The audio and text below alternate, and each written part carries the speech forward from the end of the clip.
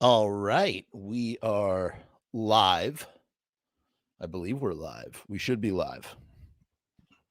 Have a slightly different setup. It's the new old setup. Um, can't hear anything. I should be able to. Yeah, there we go. That should be good. Hopefully, people are seeing my stream. Yeah, there we go. What's up, everybody? How you doing? How you doing? Do you like my really crappy devil lock tonight? I went for the Doyle look because when I did the devil lock the last time, it was problematic. You know, it tickles your nose, it tickles your lips, it tickles your chin. I can understand the desire to wanting to grow the devil lock past the chin. Once you get past the chin with the devil lock, it becomes a career move. It's your career. It's like a career. What's up, Rue? How you doing? How you doing, Alan? Welcome to the show. I saw Pat earlier. What's up, Pat? How you doing? Um, yeah. So if you notice, I have a slightly different setup. This is the old setup. People like Rue Morg and Pat, I'm sure will remember this setup. Possibly, I don't know if you pay attention to that stuff. This is how I used to do podcasts, and the reason why, or I used to do the show. The reason why I am set up like this right now is because newsflash, I have some wonderful news. How you doing, Cyrus? Serious. Um, we are now on Spotify. That's right. That's right. I have everything worked out. And so the show is also a podcast now. So if you can't tune into the live stream, or if you're not a fan of, being tethered to YouTube, if you're at, when I used to work, when I was at work, it was harder for me to watch screens when I used to have a desk job. So I was allowed to have my headphones on. So I would listen to podcasts all day long. If I listened to the show on YouTube, it would be a little bit more inconvenient, or I would lose the video element. So what I'm going to try and do, and there's a lot that goes into this, it's going to be very challenging, trying not to say so much, trying to be more focused in topics and discussion and leave comments for comment section time. That's right. We're going to have to actually devote time to where we go back and look through the comments. So that way I'm not interrupting the stream to acknowledge comments unless there's a comment that really truly deserves to be acknowledged in the moment, real time, for whatever reason. I'm gonna have to see. I said again. It's really hard. It's hard to do stream of consciousness without a co-host and not say. Is the mind, is the brain trying to keep the mouth talking while the mind thinks of what needs to be said next. That's what happens with it. What's up, Pat? I the dreaded count. Today's episode is one of our sponsors is the key lime software. Key lime seltzer, really tasty stuff. I am also flirting with the possibility. Here's the thing: if enough money comes into the production fund via revenue from YouTube and donations and things, my plan. How you doing, Sacred Mask? My plan is to make it so that I can broadcast from YouTube live, from Facebook live, all at the same time, and then those will get turned into podcasts. That's the plan. That is the plan, Stan. So, like I said, if you have Spotify or any other podcast app, Apple Music, whatever, please consider following the show and subscribing to the show and downloading the show there and watching the show there. I get paid. I get paid when you guys do that. So please, especially Spotify. Spotify's huge. Unlike Doyle, I love Spotify. And I assure you, Doyle is making way more money than I am on Spotify. But, Yeet Bitch says, no fear, the Yeet is here. I feel like Yeet is the type of guy. By the way, this is going to be more of a community episode. It's not so much of a lecture episode. So, we can just sort of talk and chat. I feel like Yeet is the type of guy who speaks in the third person a lot. I don't know what Yeet's real name is, but if he had like whatever his name is, Mark or Charlie, and he just goes and he's just like, have no fear. Charlie's here. I'll never forget high school. There was a guy, his name was Tim Sanders. He was showing up with the beer and the babes, proverbial beer and the babes. Was not even drinking in high school at this time. I was sober even in high school. Yes, if you can believe it. But no, this was college, and we'll never forget. We thought Tim Sanders was going to be the coolest. This is no reflection on you, Yeet. We thought Tim Sanders was going to be the coolest guy to come out of the woods. He was going to have his arms full of beer and babes, and he slinks out of the bushes like a creature, and he hands us, oh, look at this from Pat. We got a $20 tip. Pat, thank you for your donation to the production fund. Truly appreciate it. Thank you, sir. I don't know if you guys can. Oh, yeah, you can see it. The tag shows up right here. Much appreciated. Peace and love. Peace and love. Thank you, Pat, for your support of the show. Your keypad is messed up. F up, Mr. Frumus. Yes. In any case, Tim Sanders comes slinking out of the bushes like a creature, like this hobbit, and he hands us a card with his name. It just says Tim Sanders. He didn't specialize in anything, but he just handed us a card, Tim Sanders, and we just looked at each other, my friend and I. And hey, Pat, that means a lot. Pat says, anytime. Thank you for what you do, man. Hey, thank you for your support. We said, my friend and I turned to each other and said, we will never forget Tim Sanders for as long as we live. I have no idea if any of that made any sense. Let's start the show right now. We're going to just start the freaking show. So, when we start the show, we got to do the theme. Let's do that real quick. I got to find the theme is right here, and I'm just going to keep yakking away because that's what I do best. I just talk. Everybody tells me you got to find an outlet for all that talking you do, and I did. All right, ready? Here comes the theme. He's gonna talk about the Misfits right now. He's a nerd about this stuff, obsessed anyhow. Jeff never shuts his face, always needs to talk. My eyes show some way if he went out for a walk. Do you think that he cares? He doesn't care. He's not into ranch.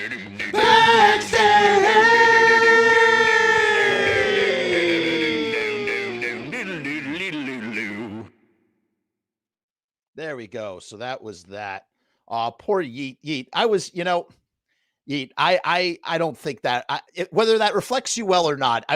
You reminded me of that by saying, "Have no fear, the Yeet is here." It was not meant to be anything more than a fun, light, fluffy story. In any case, welcome to the Streaming eviLIVE show. My name is Jeffrey Murdergram. I am your host. And today we have a very special announcement. By the way, if you're just joining us, please like, share, subscribe. If you're listening to this on Spotify, please follow the podcast. That's right. It's now on Spotify. So keep your eyes peeled for that. We have a very special announcement today. We are doing, if you couldn't tell already, because it's the title of the friggin' show, we are doing, and that's why my hair, if you can't see me visually, I'm wearing a Devilock, and I tried to copy, what's up, Robbie Bloodshed? How you doing? I tried to copy the Doyle Devilock, as you can see, but I don't have enough runway. And when I mean runway, I mean hair. I don't have enough hair to do the full Devilock. I didn't want to use electrical tape. I don't know how Doyle does it. I think he double wraps the tape and just sort of loops it around or something, because I feel like the tape would stick to his hair. And, if you're doing, 70 or 80 shows or whatever it is, you're probably going to be bald.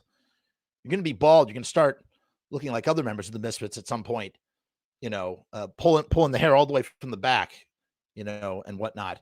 So, he has some sort of secret. He has some sort of secret that I am not aware of in order to, make that work. In any case, why are we doing a Devilock pageant? First of all, just to sort of, get this out of the way, we recently talked about Devilocks. I had Joe Vasta, the JV bastard, on the show, and we were talking about Devilocks and how Sid Terror claimed he invented the Devilock and he called it the vampire steak or some such nonsense.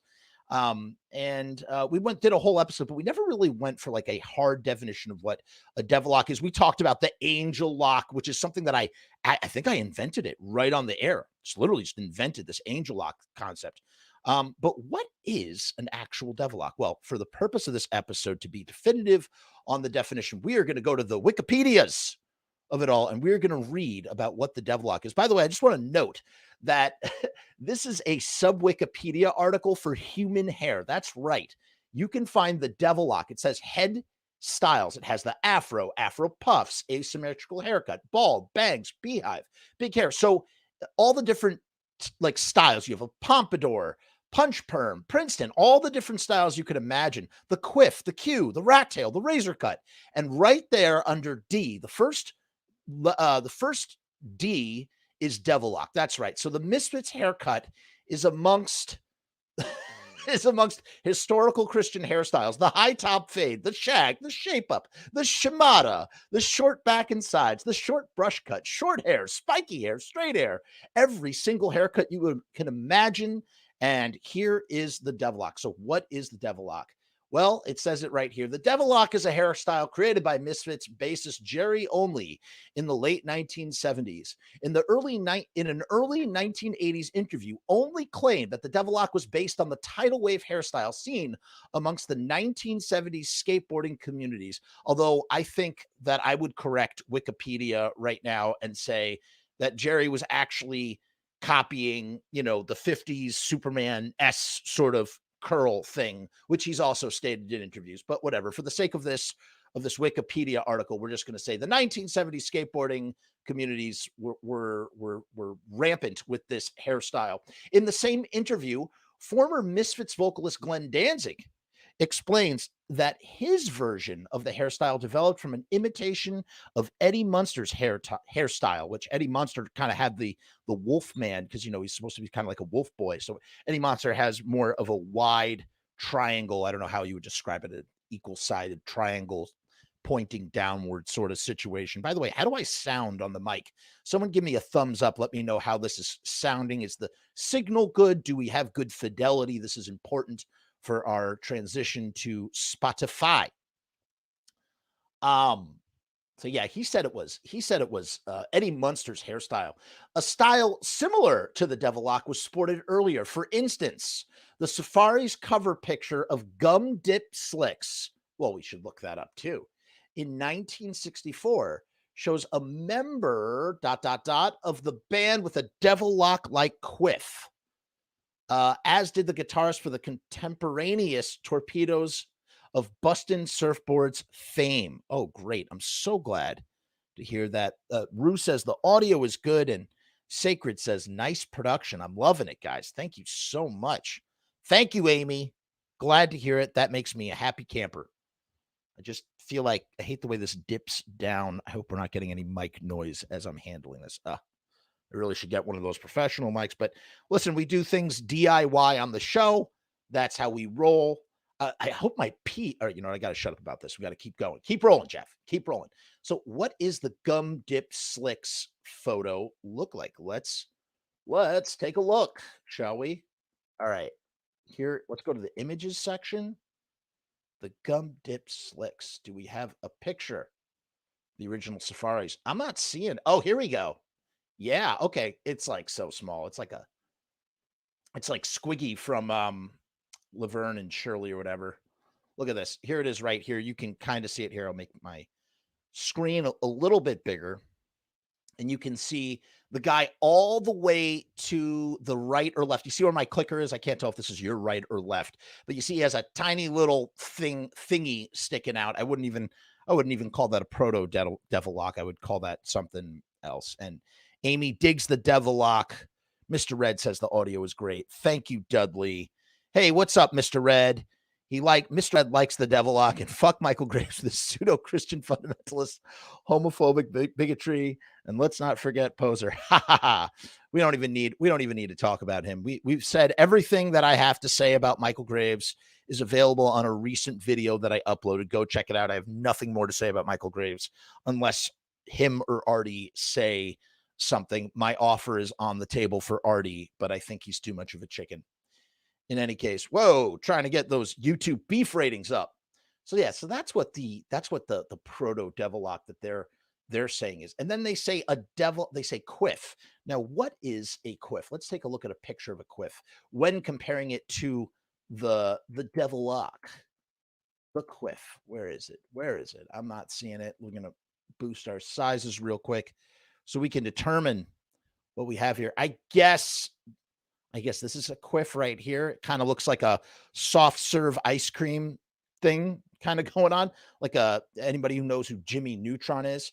This is actually kind of how my hair looks under my hat right now, except a lot less pretty. Mine looks matted and disgusting, but this is like kind of what I have a little bit. I just keep telling my wife to shave around the sides. I guess it actually would be more like this. It's like a ramp, just not as nice. But this is also like the quiff. This is what all the psychobilly guys have.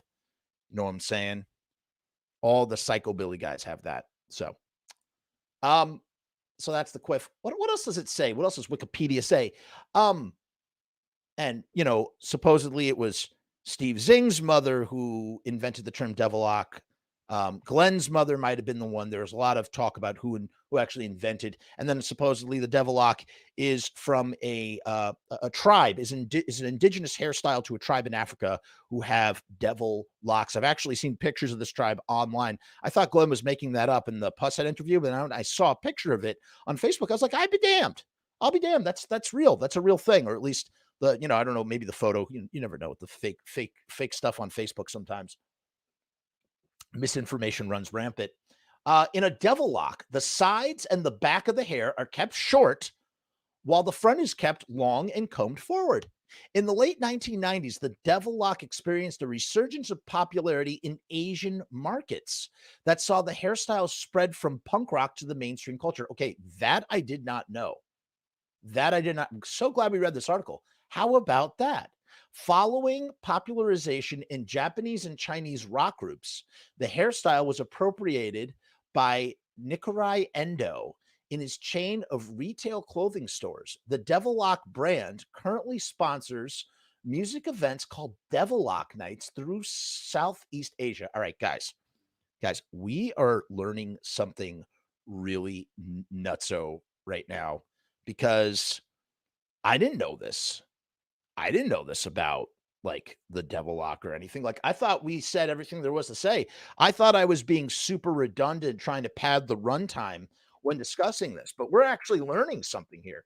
Let's take excuse me. I'm the seltzer makes me burp. Here you go. Look at that. There's a Devilock night right there. You can't really see it. Let's go to larger size to see if we can find anything. No, no. Well, I'm seeing t-shirts with like Devilock. Yeah, Devilock night. And there's the Devilock. Look at that. I wonder if the Misfits know about this, if Jerry Only is aware of what's going on. That guy Sparky is very interesting, Mr. Red says, or look up Sparky from Demented Argo or Psychobilly in general. He collaborated with a band called the Hillbilly Moonshine Explosion. They did this music video and this song called My Love Forevermore or something, really beautiful ballad, like kind of like a murder ballad sort of song. And what's interesting about Sparky, sorry to go on a quick tangent here. This guy Sparky, his voice is so gravelly. It's like gravelly, talks like this. And it's really, and he has a really he's a vocalist, man. He's not a singer, he's a vocalist. And he's like singing like this and whatnot. Really like it a lot. I think that's pretty cool. So there's this thing called Devilock Nights in Southeast Asia. And it's a popular mainstream kind of thing. How about that? How about that? And that's all it says. That's it. That's the end of the thing. So here's the deal. We were in the Facebook group, the Lodi Facebook group. Check that out. By the way, I have to commend the people in this group are phenomenal. We're having like interesting conversations. There's no elitist BS. Everybody is just talking civilly and voicing their opinions. It's just so refreshing. It's so nice to see this kind of stuff in the Facebook group. And I'd advise all of you to check it out. But in any case, somebody mentioned somebody mentioned that that's possible. Doomdale wasn't the Graves era Misfits like super popular in Japan. I know they were in South America. I don't know about Japan. In any case, somebody mentioned in the Facebook group, "Hey, um, they were talking about Devilock. Something happened, and all of a sudden, I was struck with a burst of inspiration. I thought in my head, what if we do a Devilock pageant?" Like a beauty pageant, but for Devilocks. And I was like, this is crazy. And so I actually took a poll, and there were some people that were not interested in it. Some people who thought it was a really stupid idea. Other people thought it was a really great idea. Some people were just like, do it, do it, do it, and so I thought, okay, you know what? Let me see if I can figure out some rules and some like, regulations and like actually come up with like a contest, and we will set about doing a Devilock. I call it the Devilock. It's the Devilock Fiend fashion pageant. So here's how it's going to work. And everybody is included. There is nobody who is barred from entering the contest. It's very simple. There's very simple rules for you to enter the contest, and I'm going to let you know about it right now. Ready? This is all you have to do. We already read about what a Devilock is. So here are my rules right here. I made a little, I typed up some rules, and they're in the description as well. So, here's how it goes. The rules are as follows. First of all, in order to enter, all you have to do is make a video. That's literally it. Make a video with your Devilock. That's it. You could do it with your cell phone. You could do it with a webcam. Whatever works for you. It doesn't matter. It just has to be playable. I have to be able to open the file, and you have to speak clearly. And what you're going to do is you are going to show off your Devilock. The rules go like this. One, your Devilock doesn't have to be made out of hair. It just has to look like a Devilock on your head. So if you were somehow able to make pens or like a plastic bag full of batteries, somehow, like tie it to your hair or make it dangle down your face in between your eyes on your nose. Ooh. Then can you can enter the Devilock contest. So it doesn't require actually having a Devilock. Okay, you don't have to actually have a Devilock. Just fashion a Devilock. And then here's the thing: you can, if you do it any which way, you're going to get extra points for creativity. So again, if you want to make it out of carrots or cilantro or green onions, if whatever you want to do, be as goofy as you want with it. And the more creative it is, the more points you're going to get. If you want to do a straightforward Devilock, that's fine. You're basically being judged on finesse and creativity. That's the way it's going to work. So if you can finesse like a beautiful Devilock, that's great. And if you're doing, or if you're super duper creative, then you're super duper creative. And you know what? I think we might have to do two categories. I think it would be unfair to try and judge a finessed Devilock versus a creative Devilock. So we'll have two categories for that. I'm making that up right now as I go along with this. So there's going to be the most creative Devilock and the most finessed Devilock. Those are the two categories. So take note. I also said in my rules, you can make it a part of a costume, whatever you want to do. Just make it into a Devilock. How many videos can we submit? I'm asking for a friend. Rue wants to know. Rue Morg wants to know. Longtime listener Rue Morg wants to know how many videos can be submitted, because he's asking for a friend. And the answer is as many as you want. If you want to enter multiple times, feel free. But here's the thing: I'm not done with what you have to do in your video. It's not just making the Devilock. So you got to be prepared for the next part, because you're also going to be judged on the entirety of the video. It's not just making the Devilock. You have to do stuff, because like I said, this is a pageant, and pageants require, other sort of stuff, Yeet says, I just shaved my head for the summer, so I may just draw mine on my forehead. You can totally do that, Yeet. You can totally friggin' do that. Like I said, however you want to do your Devilock, it's up to you. As long as it's a Devilock, as long as it looks visually like a Devilock. Here is the next thing. You have to sing a Misfit song. Now, if you are a musician, you can play it on the guitar. If you're like me and you don't have any musical ability or talent, you can sing it a cappella like I do all the time on the show. But you have to sing a Misfit song. So for each video entry, I am requiring that there be a song. If there is no song, I'm still going to count the video. I will not exclude anybody. I'll still count the video, but it will hamper. The judges are going to judge you based on the content of your video. So if you don't have, that will go into the judgment process. So it's like, if you decided not to sing a song, but the other person sang a song, there you go.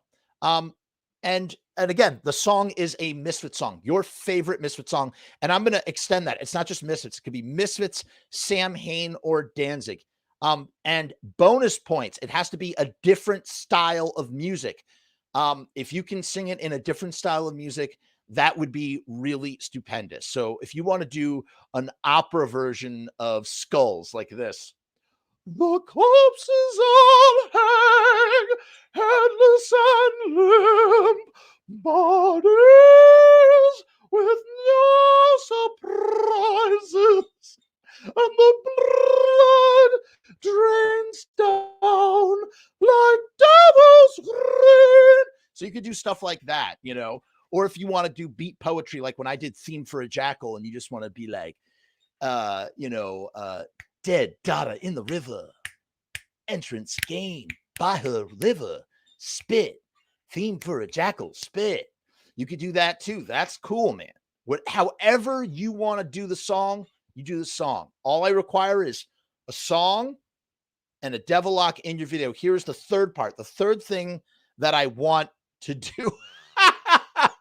Yeet says that I sound like Paul Bearer. I interviewed Paul Bearer's in my movie, in the Lodi movie. I interviewed him. That was he is a trip, man.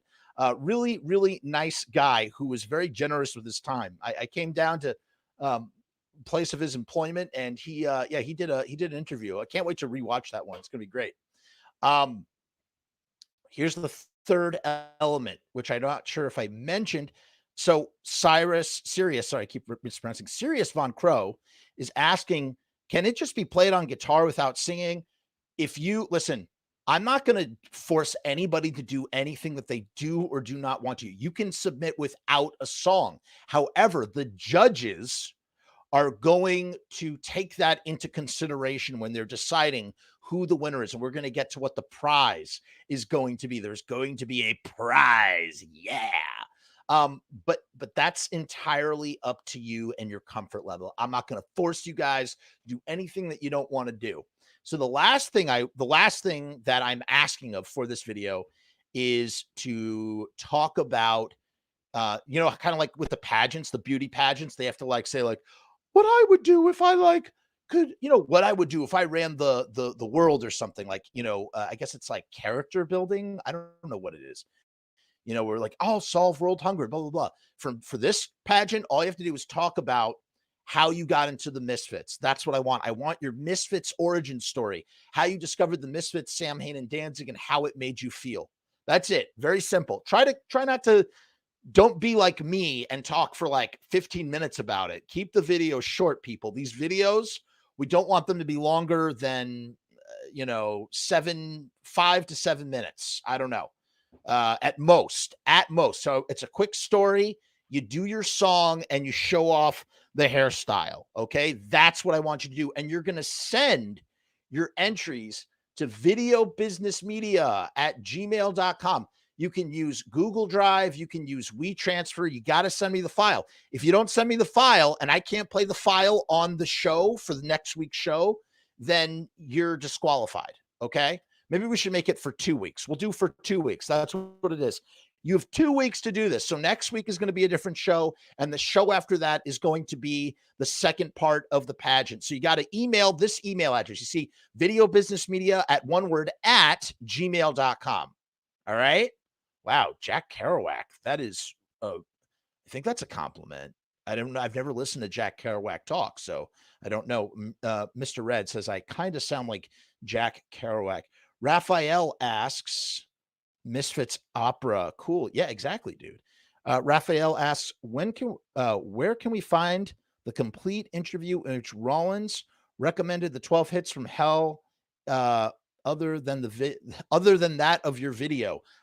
You can't. As far as I know, it might be out there a little bit. It's impossible to find. I was able to find it on my file. I know. It's super annoying because I talked in the middle of the video. I did that on purpose. I wasn't sure if I was going to get a takedown notice for that for that Henry Rollins video where he's talking about how much he loves 12 hits from hell. So I spoke over it to add commentary by YouTube standards so that I could fight any sort of takedown notices and claim fair use. And people were super pissed about that. You should see all the comments filled with bile. Additionally, I didn't know that I could mute my microphone. Wait, what? Paul Bearer died? Oh, you're talking about the Undertaker, Paul Bearer. I thought you were talking about the punk rock singer for sheer terror. My God, I thought that was close. Well, I'm sorry that Paul Bearer died, but man, you freaked me out for a minute, dude. I was like, what? He's dead? That's crazy. Yeah, people were pissed about that though. They're like, dude, like, because I was taking my vitamins as Henry was talking and the mic was hot on my headset, and I didn't know I could mute my mic. I didn't know I had that feature. And people were like, dude, do you have to eat while the video is playing? Like, I get it. I would have been upset too. So I apologize to everybody on that thing. I just go, I'm sorry. And most people are cool. It's funny. They say that YouTube comment sections are one of the most toxic places on the internet, but I've actually found in general that when someone's upset with you, if you apologize right then and there and admit that you're wrong, people are super disarmed by that. And I swear, no manipulation on my part, genuinely apologizing when I feel that it's deemed necessary for the most part. And people are just super disarmed by that. They stop being like, dickish or whatever the situation is. In any case, guys, the pageant. Look, 3 parts to the video. Devilock singing a Misfits Samhain Danzig song and how you got into the Misfits Samhain and Danzig. Try to keep it short, 5 to 7 minutes at most. And then what we're going to do is I'm going to have a panel full of judges. I said next week's show, but we're going to do 2 weeks just to see if we can get a couple of entries. Okay? So we're going to have a panel. I already have my panel picked out, even if they don't know that they're judges yet. I have selected who I want to be the judges for my panel. Hopefully they'll all say yes. If not, no matter what, we're going to have a panel of judges. I myself am not going to be doing any of the judging.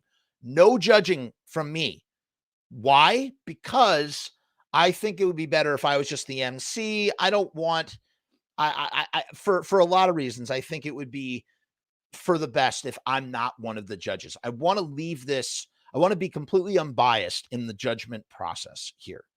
So I'm going to tell my judges and be like, look, you're looking at 3 things: the creativity, again, how nice the Devilock looks, or the creativity of the Devilock, the song that's being performed, and the story. And these 3 elements will, people are going to pick, the judges will pick their favorites, and there will be a prize awarded. Yes, Mr. Red, I figured that you were talking about. I just realized it was Paul Bearer from the Undertakers. I was like, damn, that's a bum out, man. Raphael says, thanks, man. I was curious. There was some more info about that interview. He's referring to the Henry Rollins thing. And oh God, this is so annoying. I can't wear, even like this, it's tickling me. I'll have to like lean down. Yeah, I don't have, there's no more interview about it. It was just me. I strung together those clips. That's what I did. I strung together those Henry Rollins audio takes and made that video myself. It's actually from 5 different shows that are like each a half hour long. It was like a week-long show or whatever. Now, optional, number 6, optional, and I'm going to say this again, much like our friend Pat Licata, who was so generous to donate to the production fund for the show. I wrote, optional. Feel free to support this content by subscribing, liking, sharing, and commenting, or even tipping, and or buying a coffee for the production fund. And I put the link. You actually can see the link below.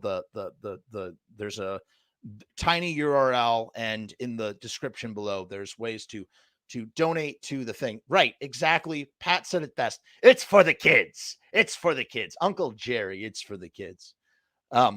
In Pat's case, he actually, in a way, I guess, his dad is lifelong friends with Jerry. So I'm sure Pat had seen Jerry in some way, shape, or form in that kind of setting. So there you go. Sacred says, I got a drum set made white, empty painting containers and picks of drums. Does that qualify? I didn't understand. Yeah, okay. I got a drum set made with empty paint containers and pieces of drums. Is that qualify? Yes, Sacred Mask, that 100% qualifies. I think that's super cool, and I'm so excited to see what you do with it. And then what we're going to do is in 2 weeks, we're going to play all the entries. So when you send your videos in, this is why you're sending your videos in. They're going to get played live on the air. That's right. We're going to actually premiere all the videos. We're going to do that, and then our judgment panel will decide, like, quietly. I'll sort of stall while they decide, and then they will pick the most creative Devilock and the most finesse Devilock, and those two entries will win. The winners shall receive a prize in the form of a special certificate of Fiend excellence with specially created art that's yet to be determined. What does that mean? Well, let me explain. So recently there's like this whole thing with blockchain. It's called an NFT. It's digital artwork, and it's like the only copy. So I don't know anything about digital artwork or how to make digital artwork. That's where there's only one copy, this NFT. So I figured we're going to do a physical version. So what I'm going to do is I am going to have these certificates made very DIY-y. It's not something, it'll be interesting. Whatever it will be, I don't know. And what you're going to do is you're going to give me your address. I'm going to send you your certificate, and whatever, I'm going to create it digitally with a file, and then I'm going to print it out. We're going to decorate it or whatever. And that is going to be the singular artwork, that only one in existence. And it's for the bragging rights of being the winner of the Fiend Fashion Devilock Pageant from the eviLIVE streaming show. Add it to your Misfits collections. Enjoy the bragging rights for having either the best Devilock or the most creative Devilock. And again, don't forget to do the other portions of your thing. I can't wear this anymore, guys. This is like really annoying the crap out. I don't know how people wear Devilocks. We talked about this previously. Oh, there we go. Much better. Whew, that was bothering the crap out of me. Oh my goodness, I can't tell you how much better I feel. I should have tilted this microphone the other which way. So that's the contest. If anybody has any questions, just leave them in the comments. We're going to go through comments now and just hang out and chit chat for a little bit, but that's the contest. So submit your videos to that address and you want to know something. If I don't get any answers, if nobody responds with a video, then we just won't have a contest, and I'll look like an idiot. But I look like an idiot anyway, so I don't really care. You know what? I'm trying to do fun, creative stuff. That's what it is at the end of the day. So either you're going to like it and do it, or you're not going to do it, and it's no skin off my ass either way. I would love to make this work though, and I'll type up something and share it online in addition to everything I shared just now with you in the video, and that's what we're going to do. So again, if you have any questions, just let me know, and we'll take it to the comment section here real quick. See if we missed any comments. Actually, we got most of them, I think. Interesting. Jean-Louis Lebris de Kerouac, often known as Jack. I didn't know he was French. Jack Kerouac was an American novelist of French-Canadian ancestry who, along with, I know who William S. Burroughs is, and Allen Ginsberg, was a pioneer of the beat. Yeah, baby. Oh, cool. So he's a beat poet, I'm sure. That's cool. That's cool. I'm sorry. I'm trying to fix this mic. I hope the handling noise isn't insane. Of the beat generation. Got it. Got it. Got it. Got it. Got it.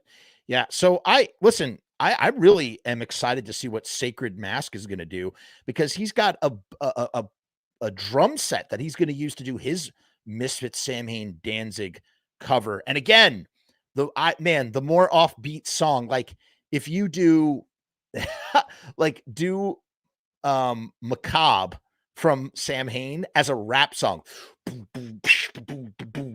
Spirituals. Succubus. Life is pain. Death is pain. Spine of a cat. You know, like just go crazy with it. Make me laugh. Make me laugh. Entertain me.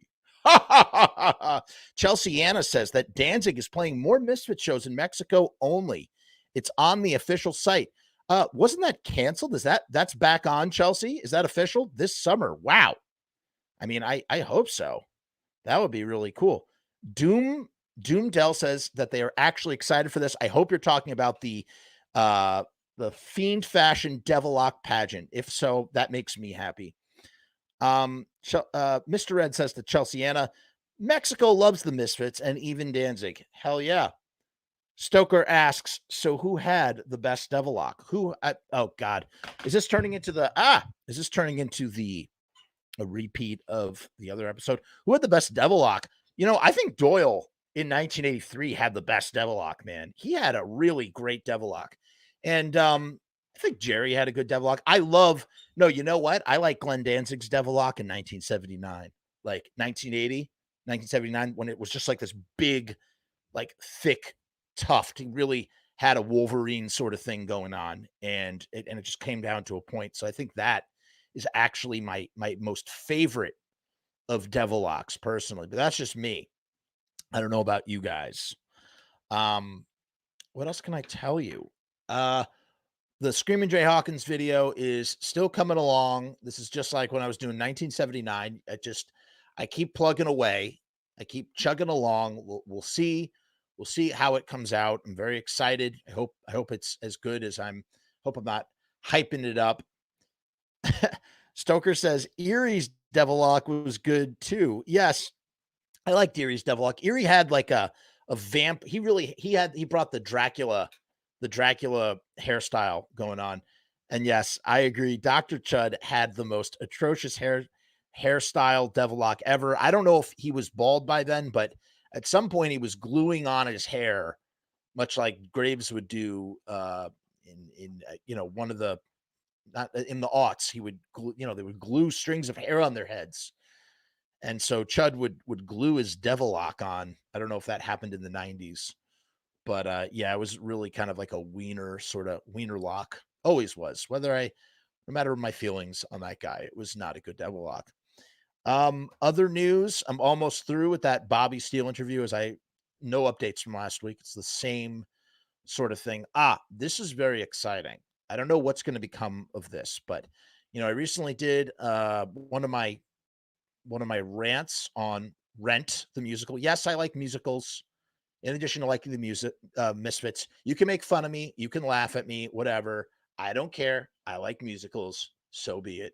But it sort of like really inspired me, and I had a writing session today. I haven't written narrative fiction in a long time, and I think I started writing a musical that involves all these interesting elements that, with Screamin' Jay Hawkins. And I know this sounds really crazy, but maybe it's just a placeholder, but I even incorporated the music of Mr. Monster.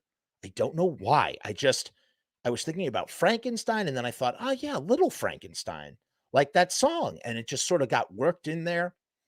And yeah, I don't know what's going to become of it, but listen, I just like being creative. I like creating things. I like writing.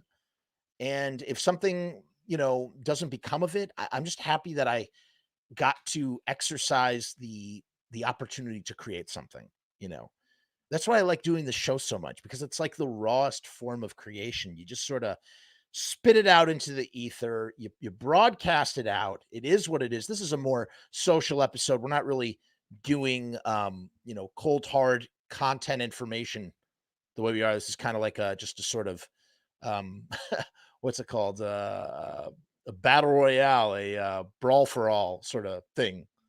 Thoughts on Type O Negative? Um, I know like 3 songs by Type O Negative. I like that song. Jesus Christ, what's that song? I'm not doing it justice. Something about, oh my god, this is gonna really bug me. There's like 3 songs by Typo.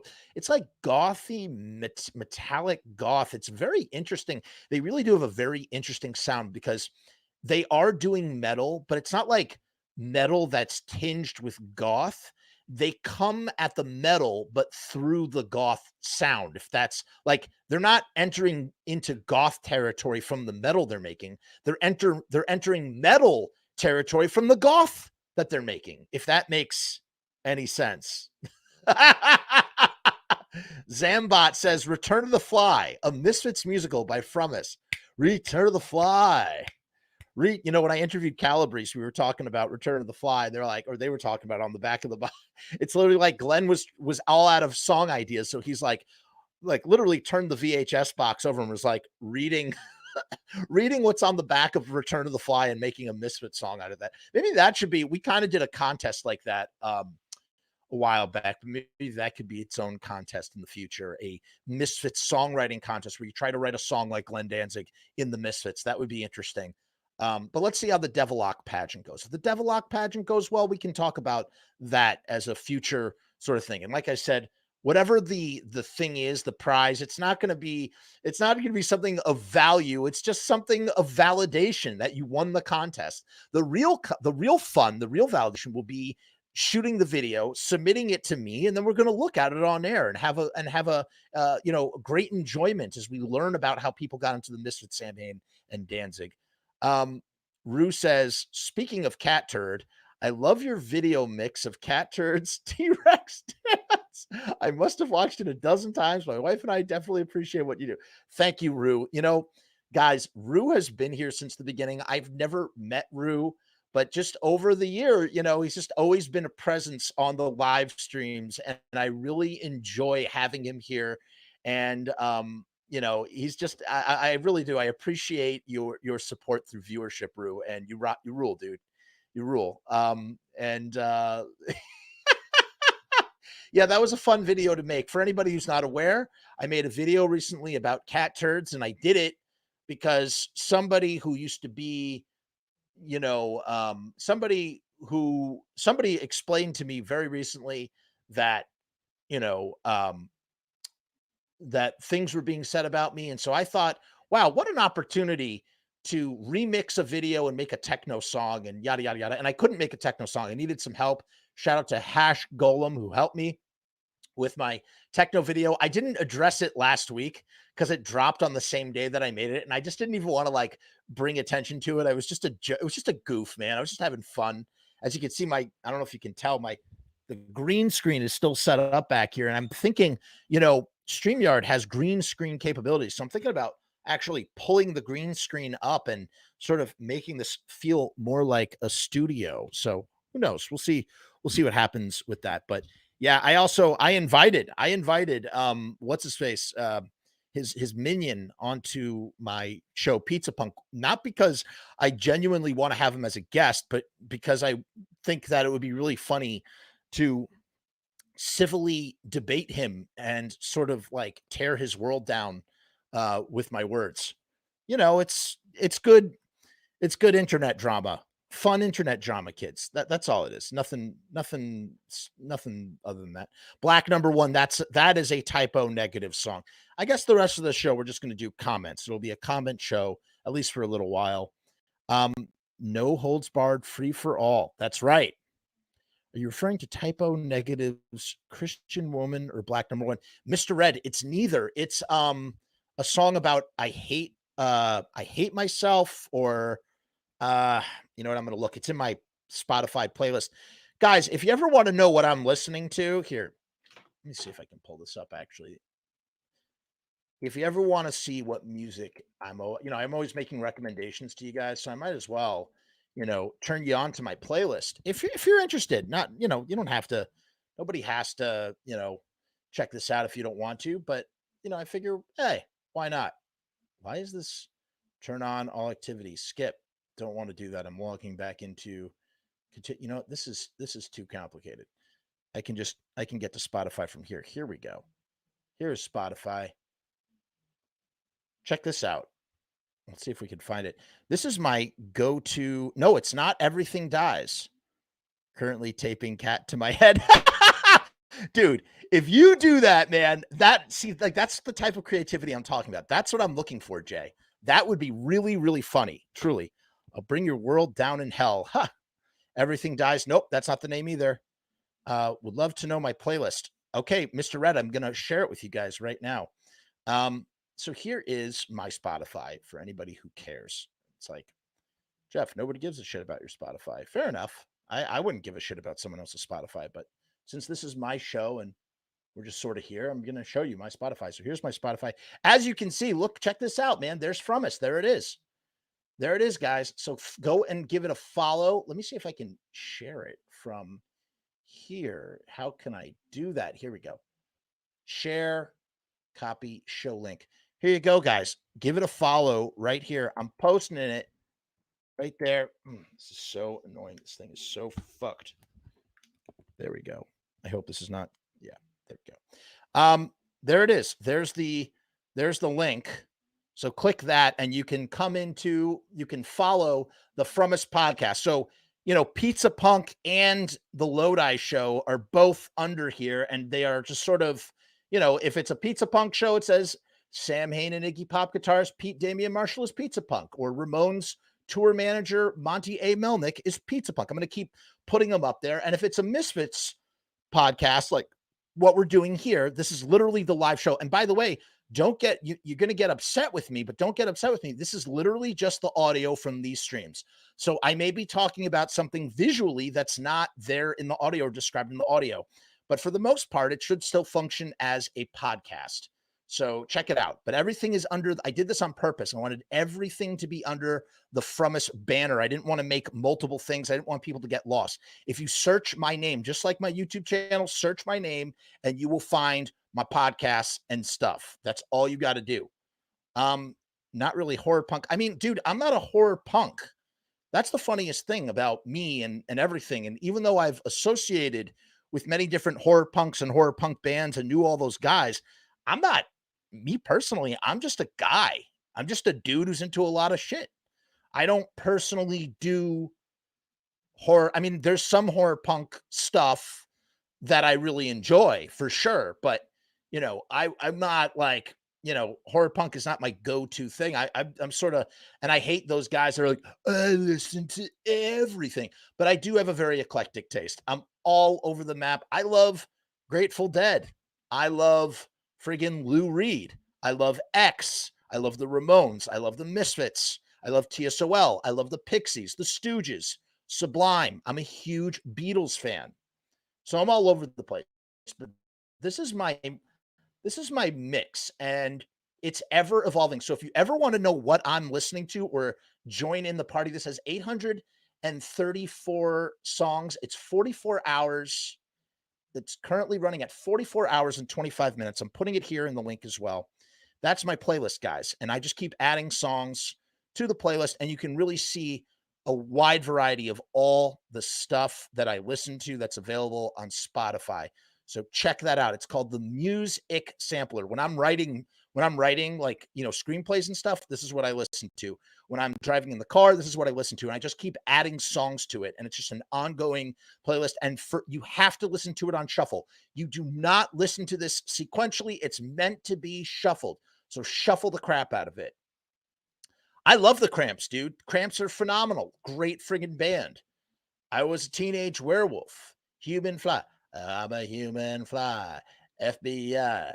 Buzz, buzz, da da da da. I got 96 tears for 96 eyes. Oh, baby. I love that. Love the Cramps. Rue says, you need some more typo negative in your life. Start with slow, deep, and hard. Sorry, start with slow, deep, and hard, and then skip Bloody Kisses and listen to October Rust. So, Rue, I do have October Rust. I've just not listened to it a lot. So I will definitely check that out, though. Thank you for the recommendation. For sure. I'm always ready to expand my musical horizons. I don't believe in listening to just, bullshit. You know what I mean? I want to constantly here. I'm trying to find the typo negative song that I have. I think I have two of them. Lots of great bands in here, by the way. I wish I could play them for you now. I can't. Maybe we'll do a music listening episode on Spotify sometime if Spotify will allow me to do that. I think they do. Where is typo negative? They are here somewhere. QRST is how the alphabet goes. We got to get down to the T section. Here we are. Tijuana Panthers, big fan. TSOL, of course. Here we go. All right. I Don't Want to Be Me and Love You to Death are the two typo negative songs that I have. So I don't want to be me anymore. Whatever that song. Great friggin' song. Love it song. And that's from October. No, that's from the Best of Typo Negative. I don't know what album. And then Love You to Death is on October Rust. So I'm down. I'm down with October Rust a little bit. Sacred Mask says, my sister says all the time, fucking cramps, I hate you. What? My sister said all the time, fucking cramps, I hate you. I don't understand. Jorge, Mars Hotel favorite Dead album. Yeah, man. Listen, I'm probably going to get a lot of shit for this, but dude, I dig on some Dead. I like the Grateful Dead a lot. If you listen to the really early Grateful Dead stuff, some of it's kind of punky, a little bit like Cold Rain and Snow on the self-titled album is kind of got like a garage punk psychedelic feel to it. It's a 3-minute song. Here's the funny thing, people listen to jam bands because they like really long songs. I'm the opposite. They like to listen to the live jam bands. Like you're a dingus if you listen to the studio albums of the Grateful Dead. You got to catch them live. I'm the opposite. I don't want to listen to the live Grateful Dead. I want to listen to the studio versions because they're shorter. How about that? How about them apples? How about them apples? So I got the Undertones here. Okay, this is a great song by a band called Uncle Matt and the Shitbirds called Caribou Acoustic, and I can't recommend enough for people to listen to this song. It's one of the most romantic songs I've ever heard. It is a really dumb song, but basically the gist of the song is I'd walk through caribou poo just to hear you fart on the phone. Imagine loving someone so much or loving someone's essence so much that you would walk through caribou poo just to get to a phone receiver to listen to one of their farts coming from their butt. And to me, I was like, this is the most romantic. It's so romantic. He goes, I'd walk through caribou poo just to hear you fart on the phone. That's the song right there. You can listen to it right now if you want to. Hold on, let's get to the comments section. I'm so sad that I never got to see the Cramps live. And when Lux died, I thought it was a prank. People thought it was a joke. People did not realize that Lux was actually dead. Very sad, man. Yeah, dude, Fire on the Mountain is one of the best Grateful Dead songs. Matter of fact, one of the things I like live by the Grateful Dead is when they do Scarlet Begonias into Fire on the Mountain. And a great gateway into the Grateful Dead is actually to listen to Sublime because they do a lot of improvisation and they cover Scarlet Begonias. They do like a hip hop version. It's really great. Robbie Bloodshed says, imagine the Dead Boys and the Static or Horror Business lineup of the Misfits doing a show together. Let me tell you something. I don't know about the Static. I guess maybe the Static Age, but the Horror Business lineup and the Dead Boys would have been sick. And I'll tell you something. That was absolutely a possibility. Thing is, Dead Boys were a CBGB's band, and the Misfits were a Max's Kansas City band. Two different worlds. I'm not sure if the Dead Boys ever played Max's Kansas City. They probably did. I'm sure they had. But that bill is entirely possible. They were absolutely contemporaries at that time. That's the window that the Misfits shared. This is why I always say the Misfits are actually a New York City band. They are not a Jersey band, much to Robbie Bloodshead's dismay, because Robbie is a local boy in the New Jersey section of where Lodi is. He's local to Bergen County and prides himself being living in the next to the hometown of the Misfits. However, Robbie is wrong. Robbie, you're wrong in that the Misfits are a New York City band who cut their teeth in New York City punk scene, which is why if the Misfits and the Dead Boys, which is why the Misfits and the Dead Boys could have played shows together, man. They just could have done it.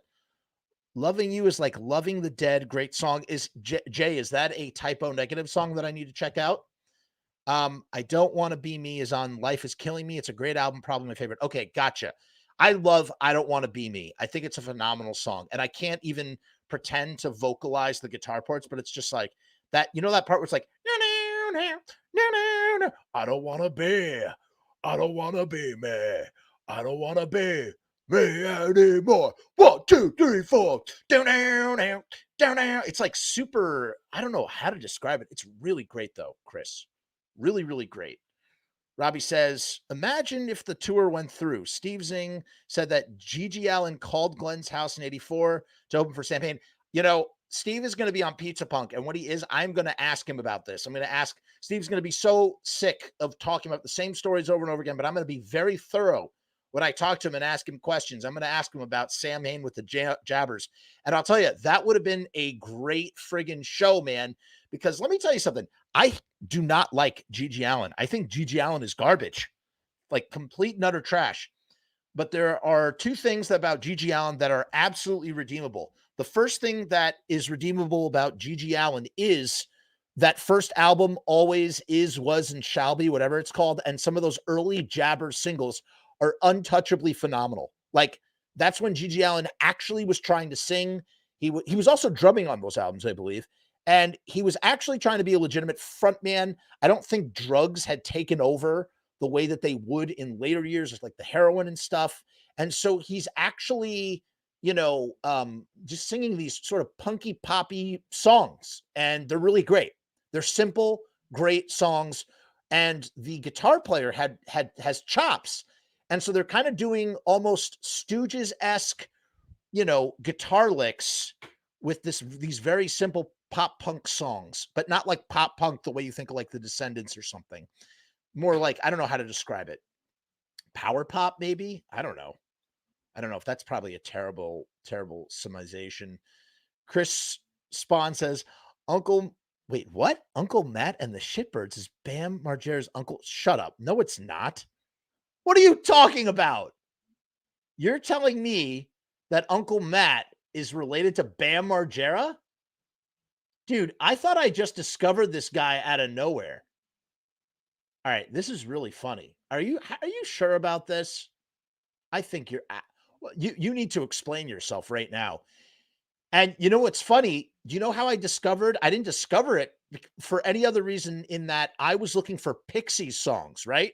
I was looking for covers of the Pixies song called Caribou, which is one of my favorite Pixies songs. Guys, for as much as I could talk about the Misfits, I could talk about the Pixies equally. I love the Pixies so much.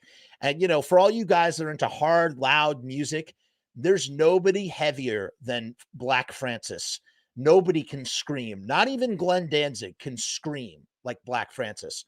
I would say that Black Francis would give Glenn Danzig a run for his money when it comes to screaming and shrieking. He's just the friggin' man. Give me any screamer or shrieker in any hard style of music, and I'll put him up against Black Francis.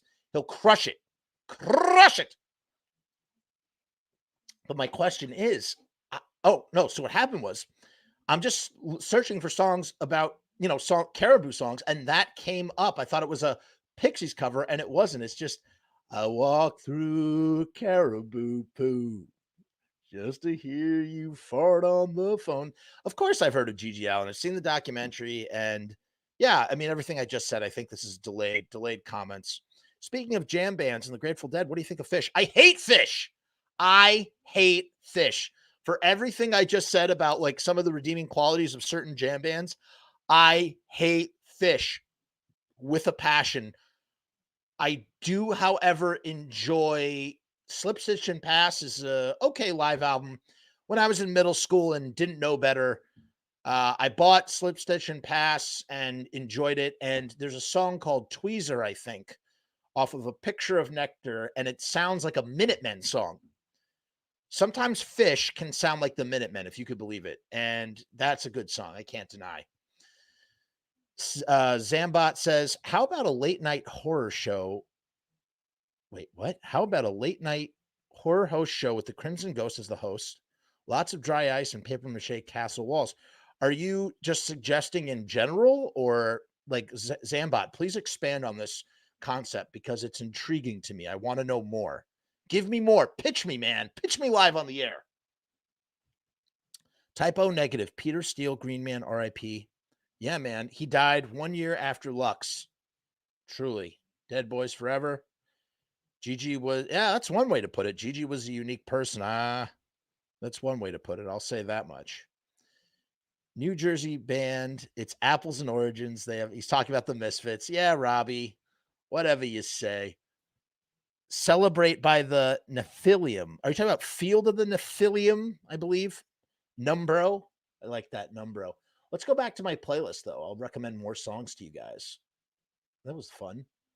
I never get to show people my music, like all my music. This is so great. All right. This is a band called The Spits, and they have a song called Bring. I think it's called Bring or Bring Down. Let me find it. Did I lose it already? She was a summer of the day, and I wish you know you're bring down. Go back to here it is. Bring. It's called Bring. Very Ramones-esque. I don't know how to describe it. Just give this song a listen. I'm just going to keep putting song links in the in the chat for you guys to, listen to. Keep making my way down these comments here. Typo negative. Slow, Deep, and Hard is going on 30 years. Wow. Bored to Death is so good by Gigi Allen. I'm so bored to death. I'm so sick of the human race. I'm so bored to death. It's snotty. That's what it is. It's like snotty punk rock, kind of, you know what? They're not, I misjudged them. It's not pop punk. It's like snotty Dead Boys. They're kind of like the early Jabbers are kind of Dead Boys-esque. Cherry Love Affair is a great song. Girl, what's that song, Girl? No, not New York City Girls, or Girls Are So Unbelievable. Wanted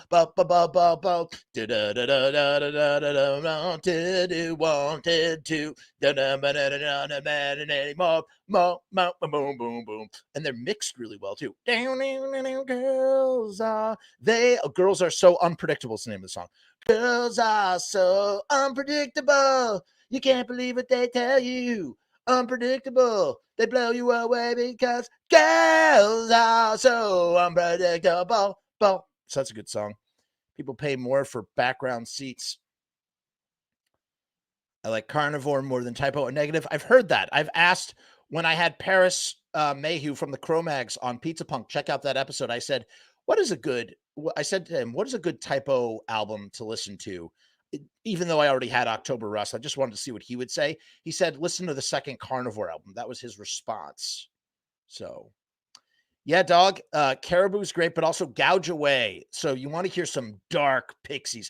Listen, for all the dark stuff that's in Sam Hain songs and Pixie songs, just go listen to Doolittle. It's pop. It's like poppy. It's like poppy indie rock, but like so, dude, it's hard, man. Listen to Tame by the Pixies. Got hips like Cinderella.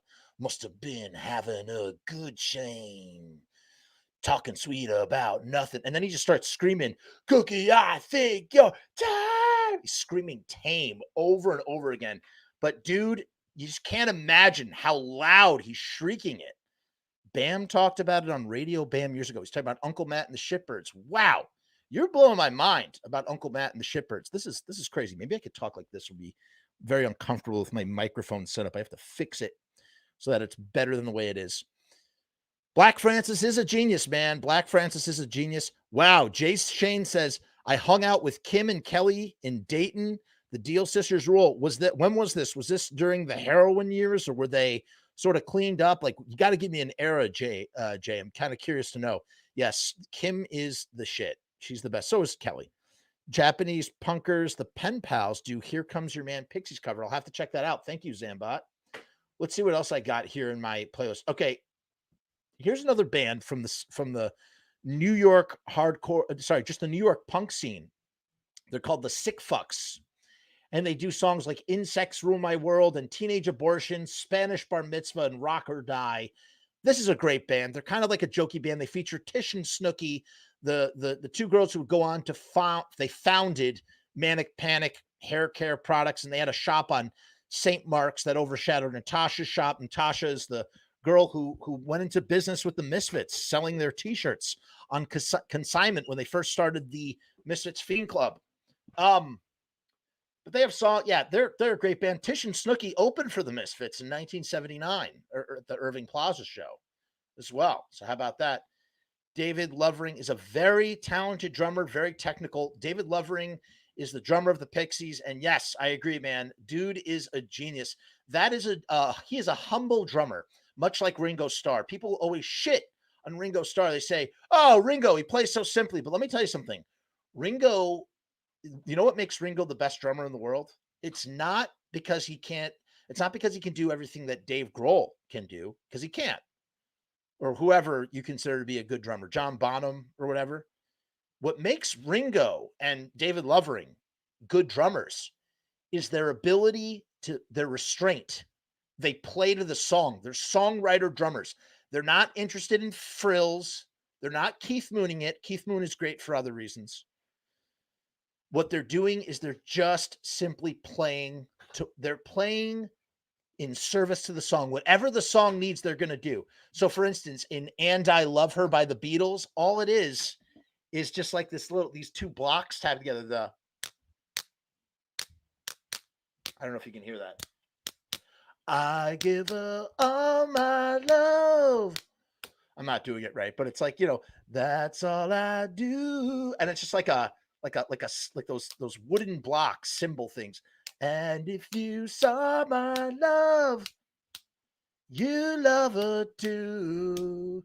And I love her. So it's just like, it's not about like doing something super fancy that's going to take away from the melody or the song. It's just about doing what's ever right for the song. It's humility. That's what guys like David Lovering and Ringo Starr have. Robbie says, what do you think Glenn thinks of a band like the early Descendants where they were contemporaries?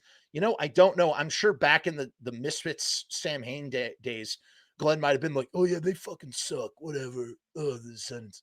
But I'm sure maybe now he might feel differently. He might have more respect for them. I don't really know.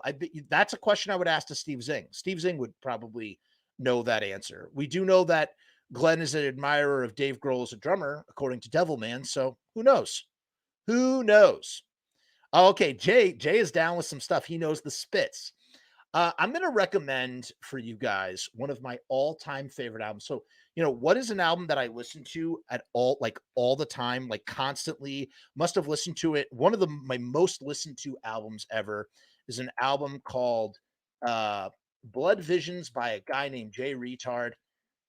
Jay is no longer with us. He died at the age of 29, just shy of 30.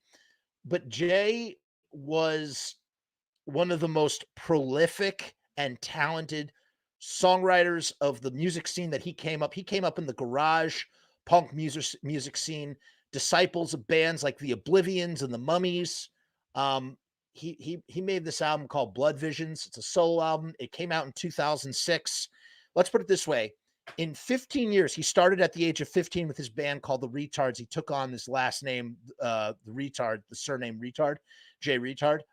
He put out over 120 singles and released, I can't even count the number of albums, hundreds of songs, many of which are just him playing drums, bass, guitar, and singing. And he had this band. He was a power trio. He had a power trio band, and he was so tight. There was no, man, Nobody liked Jay Retard. And he died of a cocaine and alcohol overdose type situation in January of 2010. So he burned brightly for 15 years. He made a ton of amazing music, and then he fizzled out, man. And it's just that's what happens sometimes. That's why, you know, drugs, they suck, man. Drugs are they're just BS. Drugs are a waste of time. That's the truth. Honestly, I think drugs are a waste of time. I'm not going to sit here and judge people for their habits and their vices. I used to take drugs. I used to do drugs and things and stuff and drink and get loaded when I was really young. But all I'm going to say, in my opinion, speaking only for me and no one else, I think drugs are a massive, massive waste of time. And that energy can be put towards so many other things. And that's just for me. Again, no judgment. Whatever you do is good for you. And that, again, I say that as someone who, is happy that marijuana is legalized across the United States. I think it should be legalized. Don't want to get political. I don't know how I got on this topic. I'm going to shut up now. I'm just going to shut my mouth. But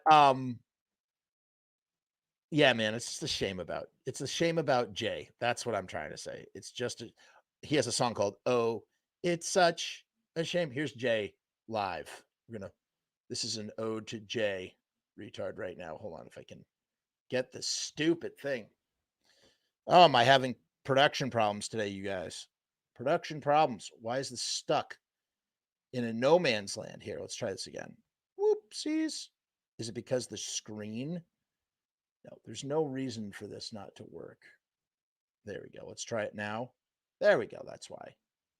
So this is Jay. There he is, man. He is a madman, this guy. Dude is a madman. That's his band. He actually had a rhythm guitarist, but that's Jay in the white shirt with his flying V guitar. Just an absolute animal. I would recommend that everybody watch this video. I can't play the audio.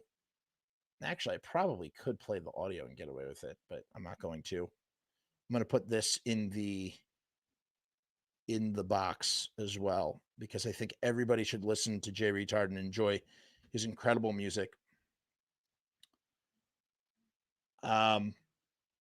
Yeah, Jay is the man. Look at him. And he's just, he's doing so much. And when he doesn't have that other rhythm guitarist, he's doing everything. He's doing the rhythm parts, he's doing the lead parts, and he's a bad. And that drummer back there is one of the best drummers ever. That dude has just machine gun speed, just driving the whole band. And they're just crushing it, man. Crushing it. They just lose it. And, they're no frills punk rockers, man. Like, they're not about dressing the part. They just like that Black Flag sensibility of we're just regular guys who play loud, hard music. And just Jay is, I'm in awe of him and his art and how he just made his music and made his art. And he burnt out, man. He burnt out, and it's just a real shame. Those are the rules for the Devilock contest. Let's get to some of these comments. Crimson Ghost shows old monster flicks or spins records on the show. That's a pitch idea. I gotcha. Well, maybe not the Crimson Ghost. Maybe I'll invent my own. I don't know if I'd want it to be the Crimson Ghost. The Misfits have the Crimson Ghost. I could do my own thing. I was, flirting, I've been flirting with the idea of doing a Patreon. And I was thinking, what would be my Patreon thing that I would do? And I was thinking I would just do commentaries to movies. That's what I would do. If that's something that people would want to see. I don't really know. I don't really know what I could offer. The only thing I would do is if I did a Patreon, it would be like $2 or $3, and that would be it. Maybe $2, maybe even $1. Like, what's $1 a month, right? $2 a month. I feel like people would go for that. I feel like that's super reasonable. Those songs from the Pixies are phenomenal. Damn straight they are. Have you heard their recently released Behind the Eerie? Are you kidding me? Dude, I was listening to it. I did a music video for On Graveyard Hill, a live version of On Graveyard Hill, and I'm going to show it to you right now. I actually made this unofficial Pixies music video. That's how much of a fan of the Pixies I am. On Graveyard Hill is what it's called, actually. And I'm going to find it for you right now. And I took old movies that I thought really sort of worked. Oh, this again, huh? Give me all sorts of problems. I'm trying to do production stuff, having problems. Here we go. So that's the official video that they made. But before they made the video, I made this video. Here's my version. It's right next to theirs. It's got 12,000 views. It's pretty good. This is my version of On Graveyard Hill. And I used Fritz Lang's Metropolis, and I used Haxan, Witchcraft Through the Ages, to do my little video. And if this would only load, probably the bandwidth is crappy. After the Drug Years Dinosaur Jr. show. There you go. There's my little music video that I made. I don't know if the band ever saw it. I just made it for the love of the band. Anyone ever hear of the Retards? Good band. That's who I'm talking about. Jay Retard, man. Yeah, I'm so far behind on these comments. Chris says, Chris says, I know you're not a big fan of Davey Havok's vocals, but have you heard the later AFI albums? They went to make more goth rock, Depeche Mode sound. You know, I'm down to check that out. I will check that out. I am not a fan of Davey Havok's vocals, but I will give it a listen because I love goth music. I love goth music. Big fan. Big friggin' fan. Beneath the Eerie, by the way, this is the video for a song from Beneath the Eerie, is a phenomenal record. It to me, this is the final true return of the Pixies, if you ask me. Sacred Mask says, I do own Doolittle on vinyl. The art is very crazy. Original first time I heard it was like discovering music from Mars. It is like music from Mars, man. It's so great. Graves wants to know, wait, are we busting out locks? Graves, you can bust out your lock whenever. Go to the beginning of this episode to learn about our contest, and you will know what the dealio is. Yeah, that's right. R.I.P. for Jay. Oh, it's such a shame. Your favorite song. It's a great friggin' song. Great friggin' song. My son and I listen when I would take my son to school. When I call him JJ because I don't want my son saying the R word, retard word, which I'm only saying because it's his last name. I didn't want him saying the R word, so I would have him say JJ, and we would listen to Blood Visions top to bottom. Greed, money, useless children. Greed, money, useless children, and he loved it. Yes, self-destruction is a waste of time. Right. Drugs are bad. Okay. Horse Jonathan actually has a Devilock. What's up, dude? This is great. Horse, go to the beginning of the episode to learn all about the contest, and we'll take it from there, buddy. That's the plan. So just go check that out, okay? Yeet wants to know, do I like the Addicts? I have one of the Addicts albums. I like that song, Tango. Do do do do do. We dance the tango.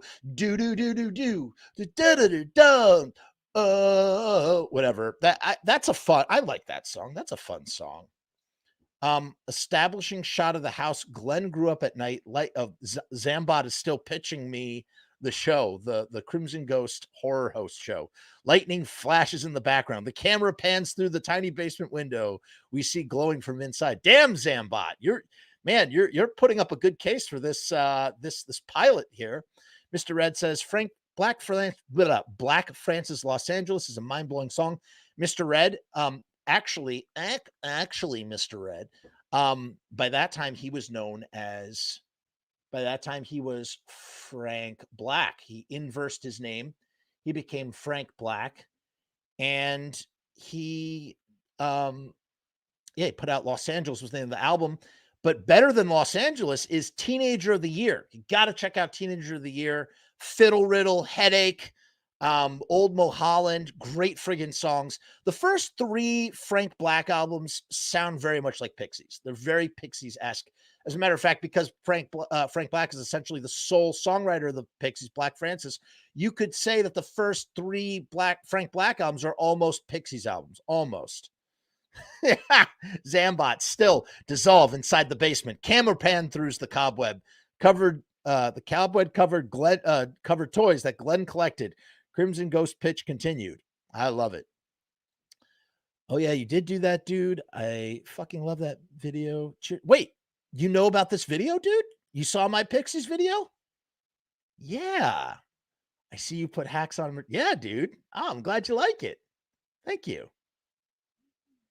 Yes, the Blood album is pretty freaking good. That's right.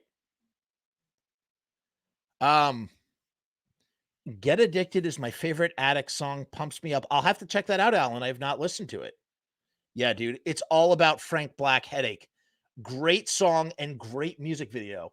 So, I don't really know how to describe solo Frank Black. He's like he's a surrealist is what he is. That's what he does. He does like surrealist sort of music in a way. He's a surrealist. And why isn't this? There we go. No, I want to play the headache music video because it's so good. See, I wonder if I'll get a takedown for that. Probably not. I mean, this was kind of like a fodder episode anyway. Next week I have a show planned for next week, and then the week after that we're gonna do the judge panel for the Devilock pageant. So get your videos in order. You got 2 weeks. Get all that together, and I'm sure you guys can do it. Like I said, doesn't matter if you have a Devilock or not. Make yourself a Devilock. Make it work. You can make a Devilock if you don't have a Devilock. Here it is. This wrinkle in time can't give it no credit. That's how the song goes. It's really great. I love, man, this album got put back on vinyl for Record Store Day, and I totally didn't buy it. I'm really pissed. There it is. Just really great. He kind of looks like Curly from the Three Stooges in this. Matter of fact, he has a tribute to the Three Stooges on this album called Two Reelers. And yeah, he's just kind of doing a Curly thing here, and it's really awesome. I'm just such a fan of this guy. There's your guy. This guy can scream louder than any heavy metal guy out there, man. He's the best. He is the best. Dude, it doesn't matter if you don't have your Devilock anymore. You can make anything into a Devilock. That's all that matters. Frank Black, excuse me. Yeah. Jane's Addiction, neither here nor there. That's I had Strays. Wasn't a big fan of Strays. Been Caught Stealing is a fun song. Do you like the 70s? Jorge asked me if I like the 70s rock band Babe Ruth. I've never heard them. I got to check it out. Doomdale says, would you prefer us posting the Devilock video on YouTube and sending you a link? On Gmail? Listen, Doomdale, if you want to post it on YouTube as well, you can. I would much prefer you sending me a link to download the video because I'm going to play it directly from my screen. So if you want to upload it afterwards, feel free, but I would much prefer that for a lot of reasons. So you got to send me a video. Like I said, you could shoot it on YouTube. Shoot it on your cell phone. I don't care. It just has to have those 3 elements. Your Devilock, you have to do your Misfits, Samhain, or Danzig song, and you have to tell us how you first heard about the Misfits or how you got into the Misfits, Samhain, or Danzig. Robbie says, I always thought Screamin' Jay and the Misfits were such a bizarre combo on a show. As much as aesthetically it blends, musically they're not alike in genre. I wonder how that show came to fruition. I can actually kind of speak to that slightly in the sense that, so, and I'll talk about this in my Screamin' Jay Hawkins video that I have coming out. I'm doing a scripted Screamin' Jay Hawkins video, something more polished to step up my YouTube game. So basically it works like this.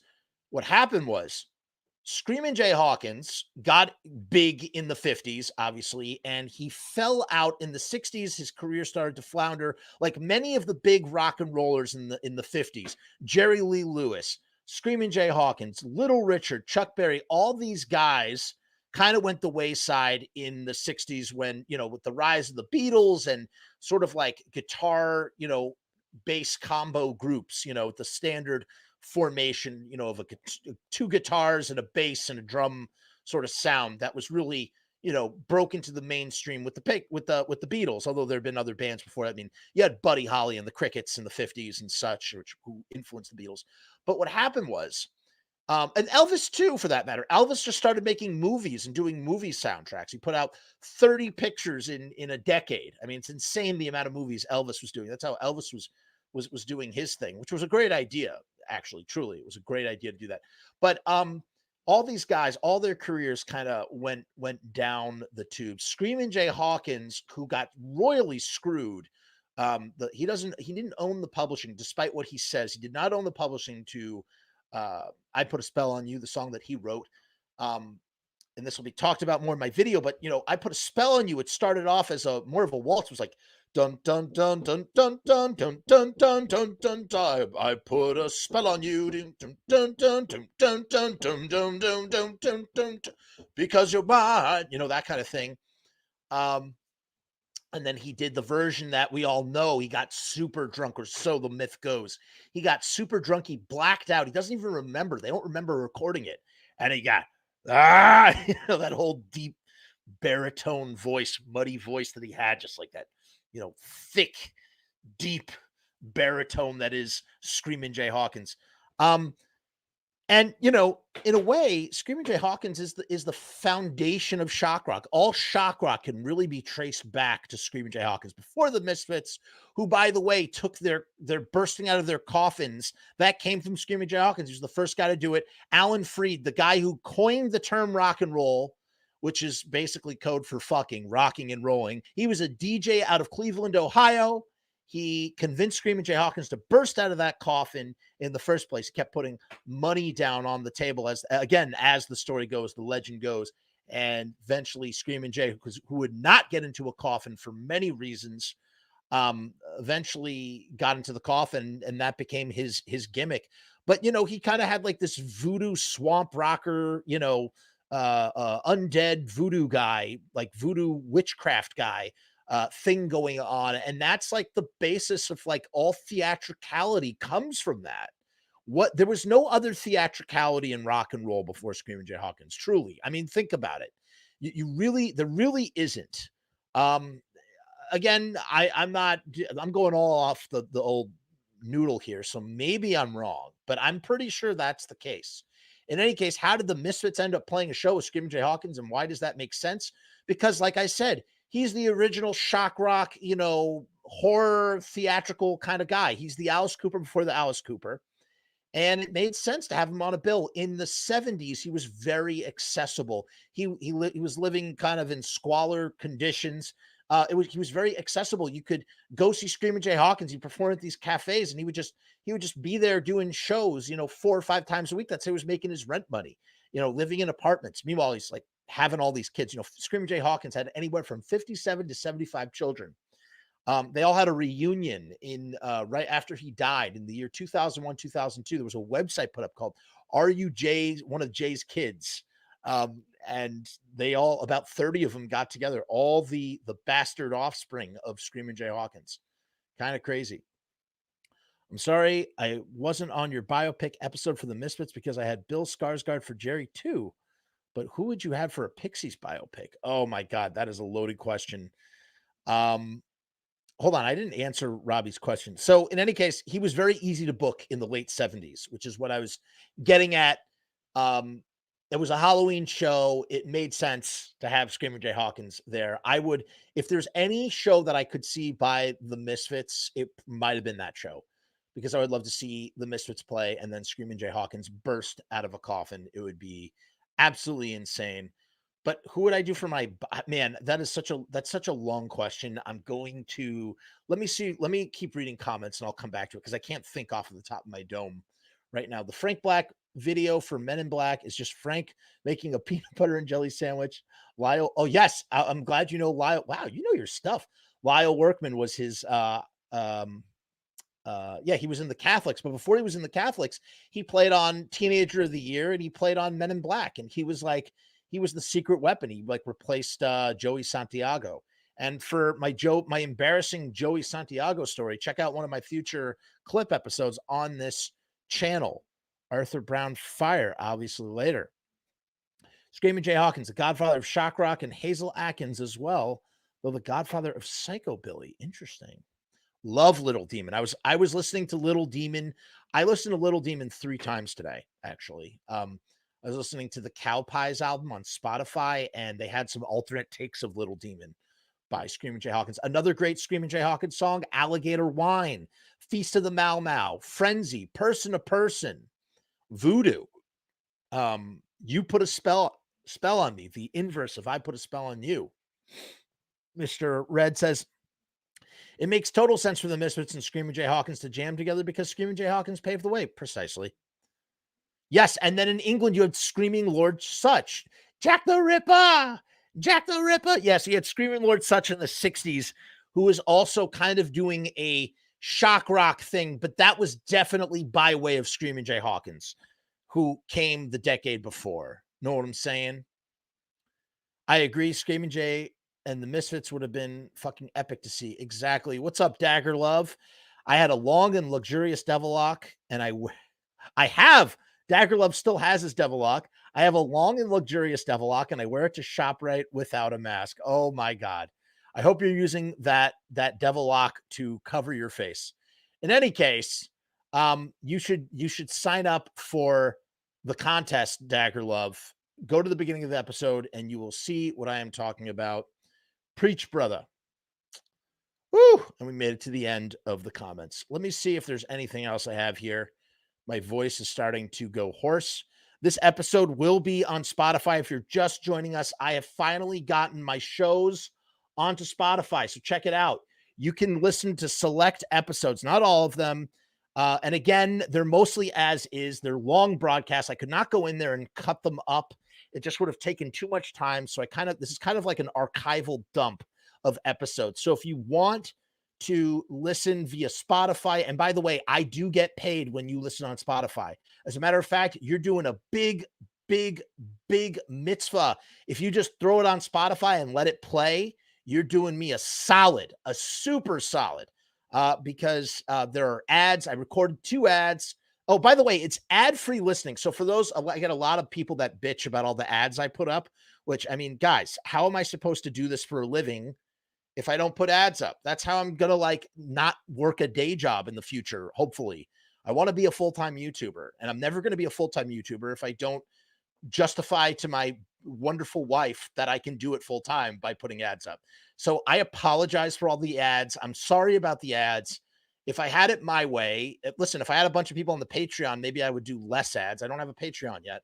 But if you want ad-free listening, go on Spotify. The only ads you're going to get, there's going to be one ad in the middle of the show, and there's going to be one ad at the beginning. And other than that, it's completely free, completely ad-free. So check it out on Spotify. Again, I'm going to put the link in the thing. I know I keep saying it. I'm a broken record, but that's how I roll. Always got to be promoting yourself and expanding yourself. I'm debating, like I said. Wait, what? Hold on. Jose Alberto Santiago, aka Joey, great Sonic Curse. Yeah, dude. Joey Santiago is like the Marquis de Sade, or whoever that guy is, of guitarists, because he tortures his guitar. And when I say tortures, he makes it wail like a human voice, like as if he was whipping it or doing something. He makes his guitar wail and scream in ways that it should not. Dagger says, I am worrying about what will happen if you get a real job. No more constant Misfits content. I mean, listen, I'm still actively applying for jobs. I'm currently auditioning right now to do freelance work from home. So basically what I'm doing is I've been doing freelance editing jobs, like lawyer commercials, actually, like ads, that kind of stuff. I'm doing it right from this desk. And if it becomes a full-time gig, then I can keep up my schedule with what I'm doing here. If I had to work a 9-to-5 desk job, it would definitely hurt my YouTubing. And so I'm trying to avoid this at all costs. And that's why I'm being so aggressive with the ads. That's why I keep talking about the tipping and stuff. That's why, again, all of it, not only is it going to the production fund, it's making it possible that I can potentially keep doing this. I have to, I have a family. I have 2 children and I have a wife. And, at the end of the day, as much as I want to be, a carefree, creative guy, my number one obligation is making sure that my children are comfortable and that I can help pay my mortgage with my wife. And, that's the responsibility of having a family. So at the end of the day, I'm going to have to do whatever I got to do. But as long as I have my unemployment, as long as I can, keep applying for jobs and keep doing this, I will grind this this fucking thing as far as I can take it, truly. And we'll see what happens. There you go. Click on that Spotify link right there and follow the Spotify podcast. Make sure you're also subscribed here on YouTube. JMO says, the people who expect things for free are the same people that complain when it stops. Dude, you're so right, because I get like all these, it's not often, but I get people in the comments that are just like, oh, you have so many ads. F you. Here's how I try to do the ads. Every 10 minutes, there's an ad. And then if it's like, depending on the content, I'll do 5-minute increments. So it's 5 minutes, 5 minutes, and then 10 minutes. So there's a breather.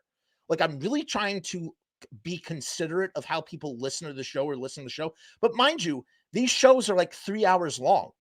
Like, the fact that you can listen for 10 minutes without hitting an ad, think about all the YouTube videos that you watch that are 3 minutes long or 2 minutes long or 5 minutes or 7 minutes long, and you're hitting all these ads. So the fact that you can go 10 minutes sometimes without hitting an ad is nice. It's convenient, and I'm doing it on YouTube because that's what I have monetized right now.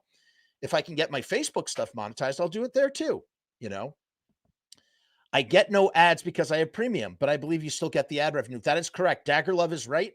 Dagger, I appreciate your patron. Dagger has been a phenomenal supporter of this content. You're all phenomenal supporters for watching.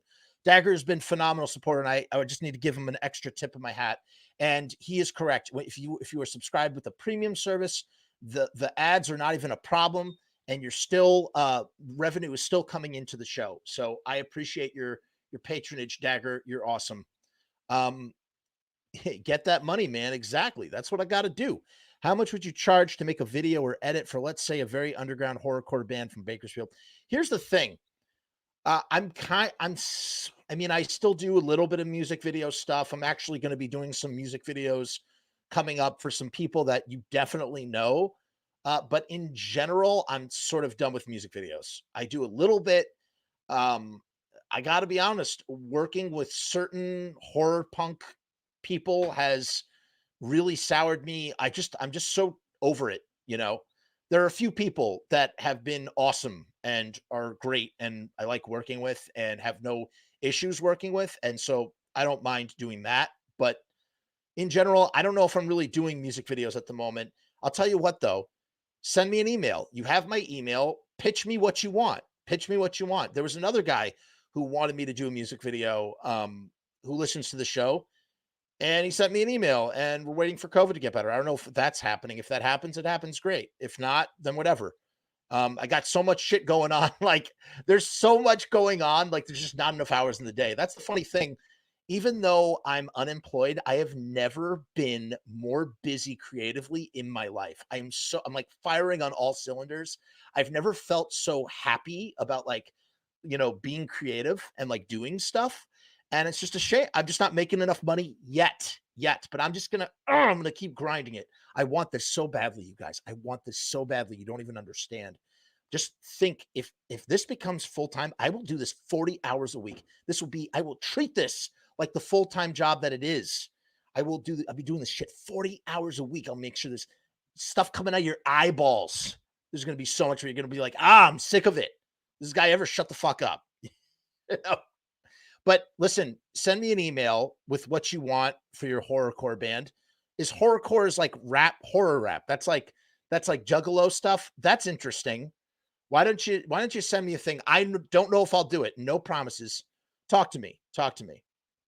J Moz says, tell her once you're set up properly so she can start a channel. Oh, Inav, my wife, she's not into that stuff. My wife is very we're very polar opposites. She's from Israel, actually. She used to be, my wife is an army veteran from another country. How about that? She fought in the Second Lebanon War, which was kind of like Israel's Vietnam. It was like the only war that Israel ever lost. It was like a crazy situation. She used to operate guidance, like missile guidance system. She's a real badass. And we met in Israel. She didn't speak a word of English, and I didn't speak a word of Hebrew. How about that? All visuals, baby. All visuals. Or the vids that are 10 seconds long and get that. Exactly. Although I would be shamelessly lying, Chris. I'd be shamelessly lying if I listen, every video that I can monetize, I try to monetize it. I just did those 2 listener videos. By the way, how did everybody like those? Those were actually outtakes from 1979 that I just threw up because I'm like, again, I'm just trying to get those watch hours up. And God, I couldn't believe all the comments. I thought people would think they suck because I'm not even really commenting. It's not really much of a reaction. That's just kind of a clickbaity thing to get into. They're just a casual comment because it was more about listening to the songs in context of watching 1979. If you've not seen 1979, check it out. It's on my channel, 3 hours long.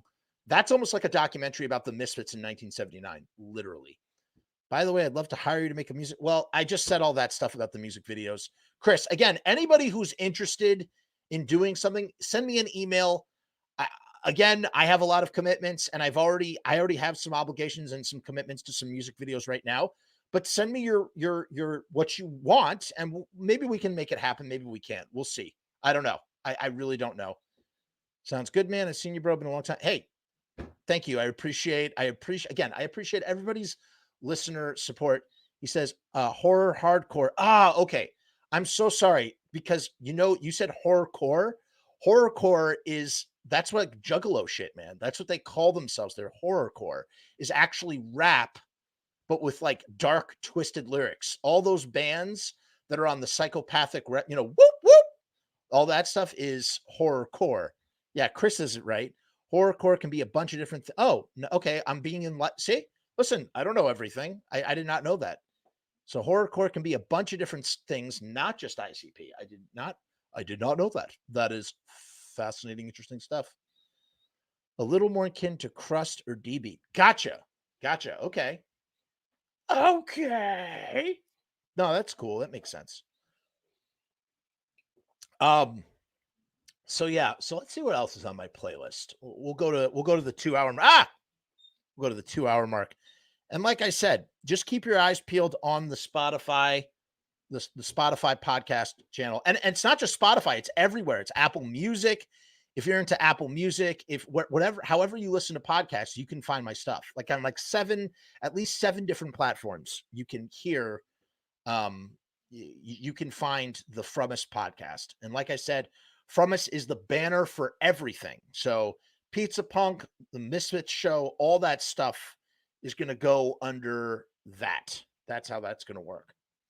Let me see if I have any more song recommendations until we hit the hour, and then we'll be done. If anybody else has any comments or things they want to say, now is the time to say them. I remember the early episodes on Facebook when I was like not ready to leave, and I'd be like, anybody else want to talk about anything? Anybody want to say something? If anything, let me just send you my band's music and you decide if it's worth your time. Yeah, man, send me something. But I just want to put it out there. Like, I will be super polite, I'll just be like, look, because again, and Robbie Bloodshed, I'm dropping Robbie Bloodshed name because I always say this to Robbie, and it's true. I never like to promise things that I'm not confident that I can't deliver. So if I don't think I can deliver it, I'm not gonna promise it. That's how I try to roll. I really do. And I try to be a straight shooter. If something comes up, whatever, I say, hey, this is a situation, I can't do it. And no matter what, I do it because the thing that I never want to do, I never want to promise something that I end up not delivering. And I've had past experiences where that's happened, where it was outside of my control. It was other parties. And because of those other parties, I could not deliver what I had promised to deliver to people, even though I didn't have an obligation to them in the same way that those other parties did. And so I don't ever want to be in that situation. Like, for instance, the Misfits documentary, if I do somehow, if I do get barred from putting it out, I'll release it for free. People are going to see the documentary. If it means I can't profit off it, there's no way that I'm going to not let this come out. And let me tell you something. If I release it for free, non-commercially, then I can use all the Glenn Danzig, Jerry Only stuff I want. I'll put it on a torrent. People will be able to torrent. I'll do a GoFundMe to recoup my expenses, and I will call it a day. Hey, maybe that's what I'll end up doing in the long run. If in the very long run, maybe that's what needs to be done. If I can't do it commercially for whatever reason, You never know. I'm a teeny little gumpy fish in a big pond against people with big pockets. Sacred Mask says, my friend, I do recommend you to the album Colleen. Huh, interesting. Colleen K. Baja Dios is a Spanish punk band. Okay. All right. I will absolutely check that out. There's a lot of Spanish musics that I love. Actually, I found, man, I don't know the name of the band. It's called Mexican Rock and Roll, and it's just like Mexican rock and roll in Spanish. It's really cool. I like Tito. What is it? Tito and Tarantula, I think it is. I like Robert Rodriguez's band, Chingon. Chingon. Sorry, it's like super gringo saying that. Yes, honesty is the best policy, at least as close to honesty as possible. Chud said you didn't deliver for him. Dagger, I don't know if you have listened to my Chud episode, but I suggest you do, because I explained it in full, agonizing detail, full of cell phone text messages between Chud and I. I put it all on the table. So Chud can say whatever the hell he wants to say. I said my piece about all that, and I feel really fine about it. I don't care. I really don't care. Is a 1996 Chilean Spanish band. Cool. Cool, man. I'm down. Sin Dios is a good band. And a specimen from Tijuana. Isn't it a shame that like he has tainted the word chud, which is such a fun word? Cannibalistic humanoid underground dwellers is now forever more tainted with the fact that he is a drummer. That just kind of sucks. He's monopolized it. He didn't trade. I don't think it's trademarked or anything. I don't think he can, but it's like forevermore. Man, that Chud story broke my 13-year-old little heart. Are you 13, dude? Stop it. Are you really 13? Wow. Yeah, dude. He sucks, man. He friggin' sucks.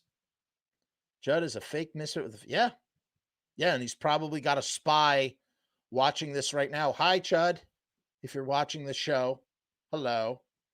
I always shake my head when I hear anything about you not delivering. We've done 6 music videos together and never once had a problem. There you go. So there's Robbie Bloodshed saying, I've done 6 music. Was it 6, Robbie? I thought it was 5. I've done 6 music videos with Robbie, and we've never had a problem. It's true. I don't know what to tell you. I don't know what to tell anybody. Glenn blocked my favorite 90s, 2000s Misfit live concert on YouTube around November last year. As much as I love Glenn, kind of expected. Yeah, that's Uncle Glenn, dude. That's what he does. Those guys are super, they're very controlling about their image, and they are like I've said, I love Uncle Glenn. I love Uncle Jerry. I think Uncle Jerry's super awesome to his fans and super great guy. I don't think I'd ever want to be in business with Uncle Jerry because I just don't know what would happen. And, if Uncle Jerry and I saw things differently, I'm sure I would be on the losing side. And I just don't ever want to deal with that. Again, listen, at the end of the day, look at all that Jerry has done and built. And, he's a hardworking dude. He's a ruthless businessman. I'm not. I don't know. I don't want to do. I don't know. I don't know. Sacred Mask says, Escorberto album, Anti-Toto. These guys was very crazy, like the Sex Pistols, kind of a different sound. Is that also? Where is that from? Is that from Mexico as well? It bummed me out too, but it's better to hear the truths. What? Oh, about Chud. Yeah. It's not even my truth. That's why I never talked about it. I kept my mouth shut for years. I knew some of that stuff. It's funny. When he put up the thing like horror punks against racism, he's trying to dunk on Graves. And I made a post on the Lodi page just saying like screw Chud in this stupid post. And everybody was like, dude, you're just being overly dramatic. You're just being stupid about this. Stop. And the truth is, I was trying to like criticize Chud for one thing when really I should have been criticizing him for another. And it wasn't my place to say that stuff. People who were more like qualified to speak about that stuff, Alex Story and this girl Kylie, who actually was a victim of chuds, spoke about it. And I just was reporting on what they were saying, and that was it. And that's the end of it, you know. I don't know what else to say. Oh, you're 30. Ha, I got it. That's when you got into them. Listen, no problem if you're 13. I mean, there was a kid on here who was like 14 or 15. He was like, "Hey man, I just got into the Misfits. Love your channel." I was like, "That's great, dude."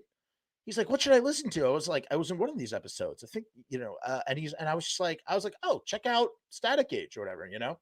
None of this like elitist bullshit. You know, it's funny. We were in the group and someone was like, another guy was relating a story. He's a bus driver from England, and he was relating a story, and it was just trying to have humorous fun. It wasn't there was no he wasn't being maliceful about what he was saying or anything. But it was the old narrative of, oh, I complimented the guy on his shirt and he didn't know who the band was. Oh, what a loser, like that kind of thing. And that stuff is fun when you're like that stuff is fun when you're young. But it's just like, yes, Glenn is protective of his work, but it's just like, why, And so when I run into people, oh, it's like, oh, you're wearing a Ramones shirt, but you don't know the Ramones as a band. Oh, check out, the self-titled album is really great. Check out Rocket to Russia. Check out Road to Ruin. Just turn them on to the music. Like, who cares? They're advertising your favorite band. They're a walking billboard for the thing that you love, whether they realize it or not. If no one showed me who the Misfits were, but if someone had, they would be a part of my origin story. I'd be super grateful to them for turning me on to the band. So why even make a thing about it? Why even be elitist about it? Just be like, oh, you don't know it's a band. Well, they're a band. They're awesome. And if you like punk rock, check out their music. Maybe that's the 35-year-old, because the 21-year-old friggin' message room troll me would be like, friggin' loser, what an idiot. He probably would only like the Jerry Only Misfits, but that's not who I am today. So I don't know. I like I said, I've been there, but it's not necessary. It's not necessary. I love them all, but they're real people with different wants and visions. Yeah, that, or at least when we're speaking about Glenn and Jerry. Yeah, that's for sure. Spanish punk from the Vasco area in the 80s. Okay, Sacred Mask. I know one band. Do you know Sacred Mask? Do you know Permanent Paralysis, I think they're called? I can't pronounce it. Do you know who I'm talking about? They're like this kind of this goth band from Mexico in the 80s, and they're super awesome. Permanente. Let me see. Oh no, Paralysis Permanente. So it's permanent paralysis in Spanish. Paralysis Permanente. That is a cool friggin' band. And they have a song called, let me see if I can find the song. Unidos, maybe. Let me see if I can find it. Here, singles. No, that's not it. Nope. Wait. Give me 1 second. Oh man, I can't. Unidos. It's called Unidos. Great song. Great song. The Aereo Biblios main break.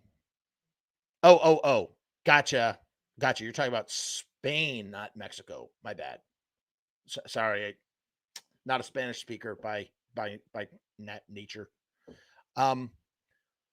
Uncle Glenn blocked you too, Jeff. That video you made was a godsend.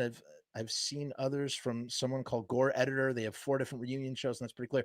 So yeah, he did. Uncle Glenn, I did make that. The eviLIVE video was my entry into that, and I made it, and Uncle Glenn had it blocked. And I expected it, man. I had a feeling it was going to happen, and I did it anyway because I wanted to do it, and I wanted to show people what I had done. And it is what it is, man. That stuff happens.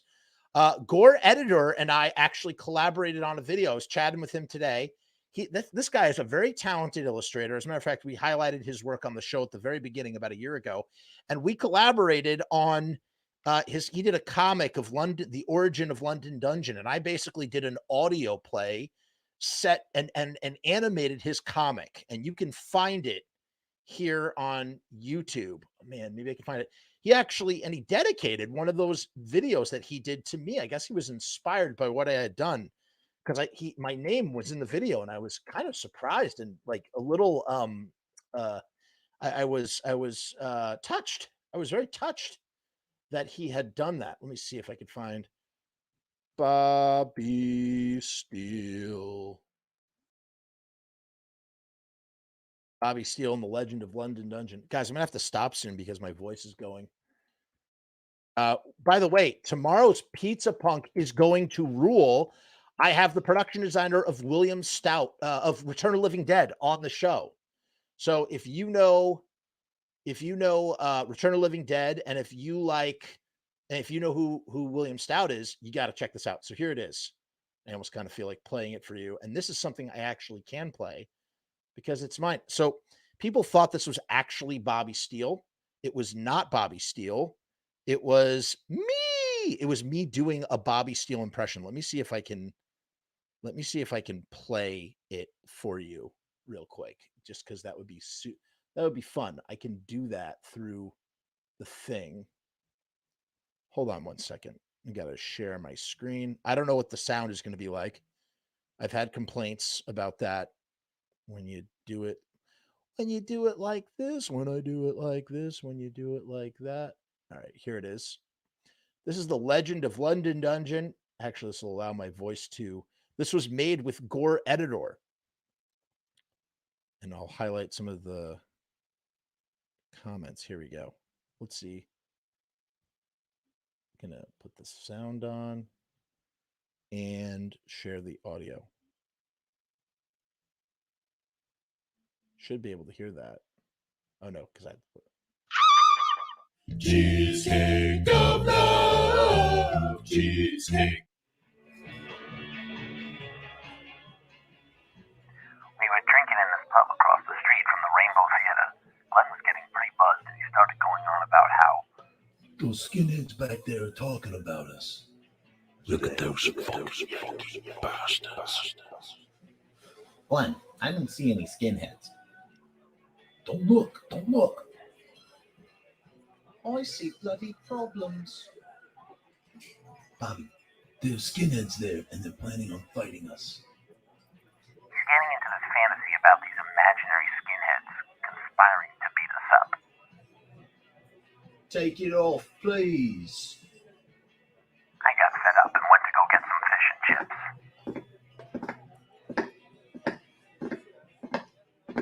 Fuck the British. The British suck.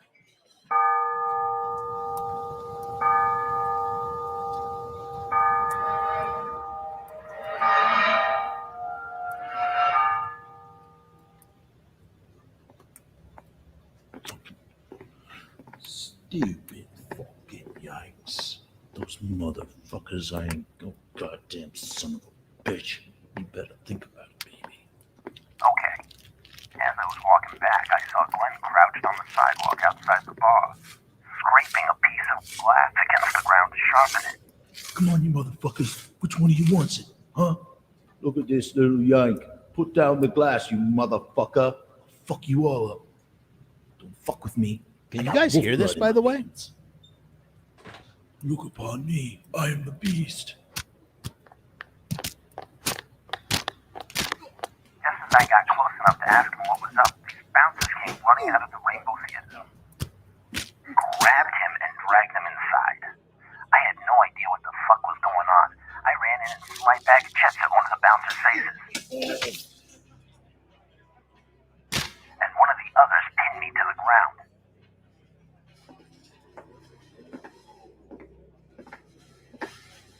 You motherfuckers, let me go or I'm gonna get Sinestro zombies on your ass. Eventually, somebody recognized me from the show the night before and said, "Hey, that guy's okay. Let him go." But Glenn got hauled off to jail, and he was holding all our cash that night. All right, that's it. You're going to jail. You're gonna feel the fucking floor if you don't let me out of here. You motherfuckers. Call my mother and tell her I cannot go out and kill tonight. I tried to go to the police station to see if they'd let me get some of the money off him to get back to where we were staying, but they didn't give a shit. So then I tried calling the U.S. Embassy Collect saying, "You got an American in trouble out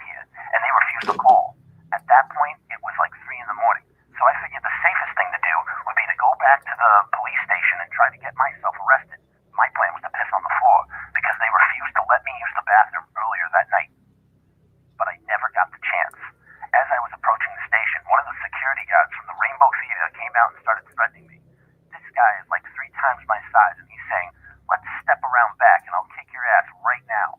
So I just walked up and spit in his face. Oof.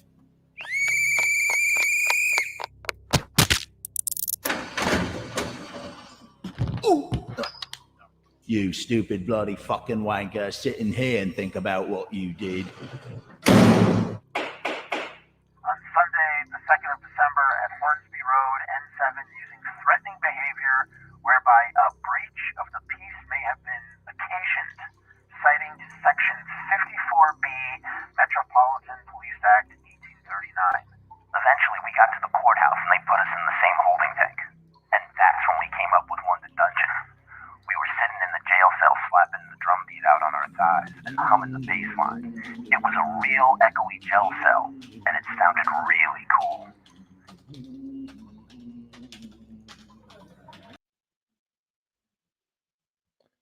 All right, and that's, I'm not going to play the live Misfits part. I did a whole thing with that. So that was like the radio play. It was a radio play. It was between me and Gore editor. Sorry, that gave me my voice a little bit of a rest. I'll have to cut that part out. Ballad of the Broken says, my older brother showed me the Misfits and I could tell he was proud at how much I was drawn to them. RIP. So that's what I mean, man. Like, the person that shows you the stuff, I mean, in this case, Ballad's brother is his brother, so of course, you love your brother, obviously, but like, and I'm sorry to hear that he's passed, but I'm glad that you have that memory. It's a beautiful memory, man. That's beautiful. Truly. Thank you for sharing that with us, honestly. Yeah, that band. I made sure my stepson knew before I bought him his first Ramon shirt. I'm going to surprise him with his first Misfits tee for his birthday. He's 13. That's wonderful. Isn't it fun to get that when the young kids get into punk rock? I got to be honest with you.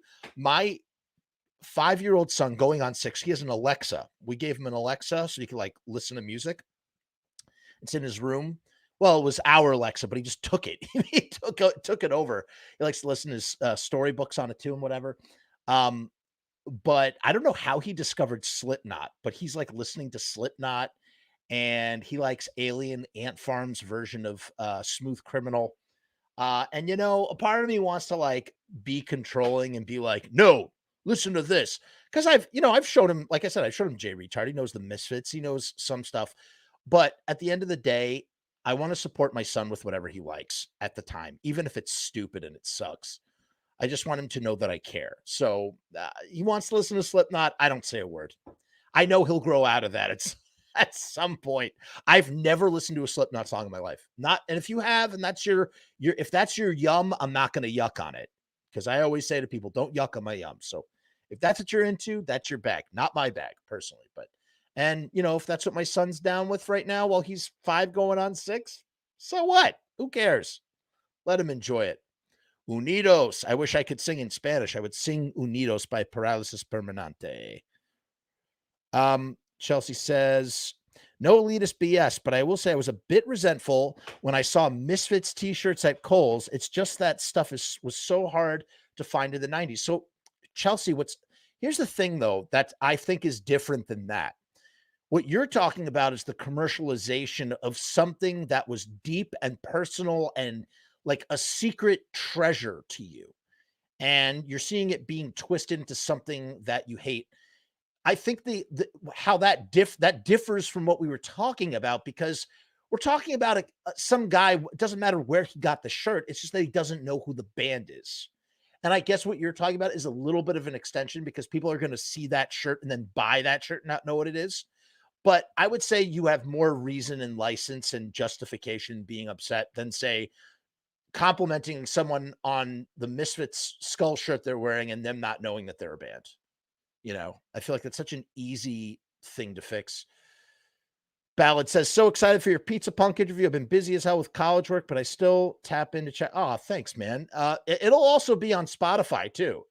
The William Stout. So check out William Stout. William Stout was the production designer of Return of the Living Dead. Don't forget to like, share, and subscribe to this YouTube thing. And I was such a fanboy. I literally didn't shut the fuck up. I was so mad at myself. I wish I asked him more questions. It was like me telling him things instead of asking. It was not my best interview. But he was such a sport, and he was so he indulged every whim of mine and was so generous of his time and just a real sweetheart. And it was a really, really fun interview. I can't wait for you guys to hear it and check it out.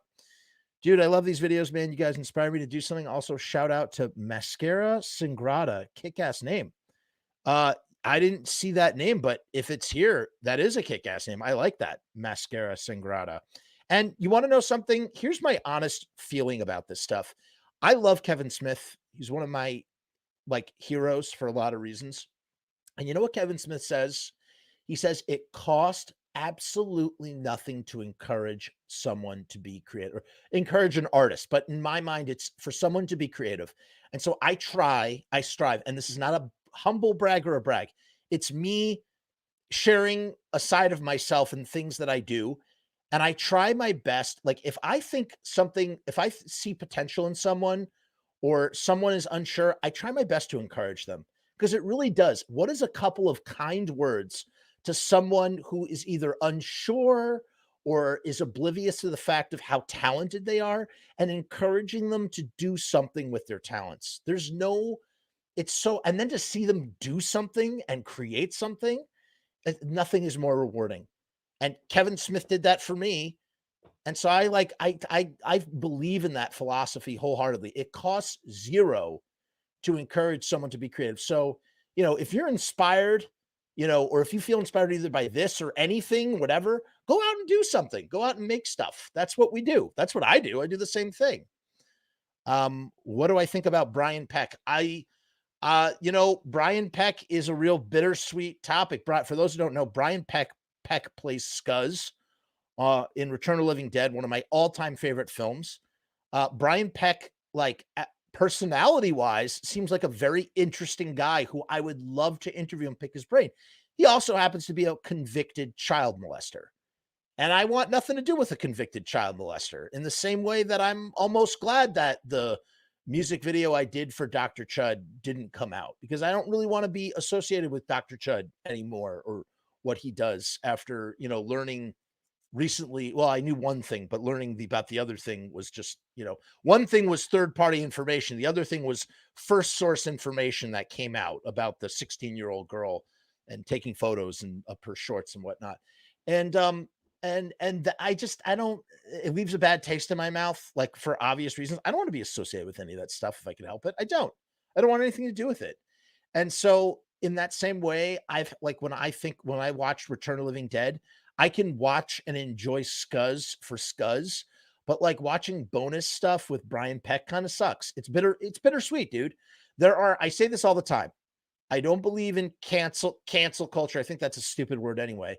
What I believe in two things. One, I don't believe in cancel culture. I believe in consequences for your actions. That's what I believe in. That's number one. And number two, I believe that it depends on the artist and the medium as to whether you can separate the art from the artist. For instance, if it's hard, stand-up comedy is really hard. If a stand-up comic does something really horrible, it's really hard for me to separate that from the jokes he's telling. Roman Polanski, watching a Roman Polanski movie or a Woody Allen movie, I can do that just fine. I have no problems watching a Roman Polanski movie. I have no problems watching Rosemary's Baby. Rosemary's Baby was made by a ton of people. That work is not just Roman Polanski's work. You know what I'm saying? So it's easy for me to compartmentalize the problematic stuff and sort of, put that on a shelf so that I can enjoy the art for what it is. Some people say, art is deeply connected to the creator and is an extension of the creator. And while I do believe that is partially true, I also believe that art belongs to the people once it's created. And so if an artist does something really problematic, but their art is already out into the world and it's doesn't include their face, that person, it's easy for me to compartmentalize. Again, on one hand, one of my all-time favorite heroes, someone who I knew as a acquaintance, No Bunny, he basically came out last year, some terrible stuff. I talked about this recently on an episode. Came out some terrible things about No Bunny, and I never got to even talk to him about it because I would see him whenever he came into town at his shows. Never got to find out more information. It's 100% true. It's hard for me to listen to No Bunny's music. I feel so sad and even almost a little betrayed in that, like, he had this thing that he had been doing and it ruined the thing that we loved, because No Bunny is dead now. Although all those records are going for some serious coin on eBay, because, all of his catalogs were pulled and stuff. Those records are hard to come by now. So that's an example of music I can't listen to. I can listen to Michael Jackson. I love Michael Jackson songs. I can listen to Michael Jackson. Was Michael Jackson diddle kids? Yeah, most probably did. I don't know what the details are. Michael Jackson was clearly very, very inappropriate with children and did some very, very irrehensible things. What are those things? I don't know, but he did those things. He did do things. Can I still listen to Smooth Criminal just fine? I can. I can watch videos of him on YouTube. For whatever reason, I can separate that. I don't know why. I don't know how. I guess it's a subjective thing. It's case by case. You know what I mean?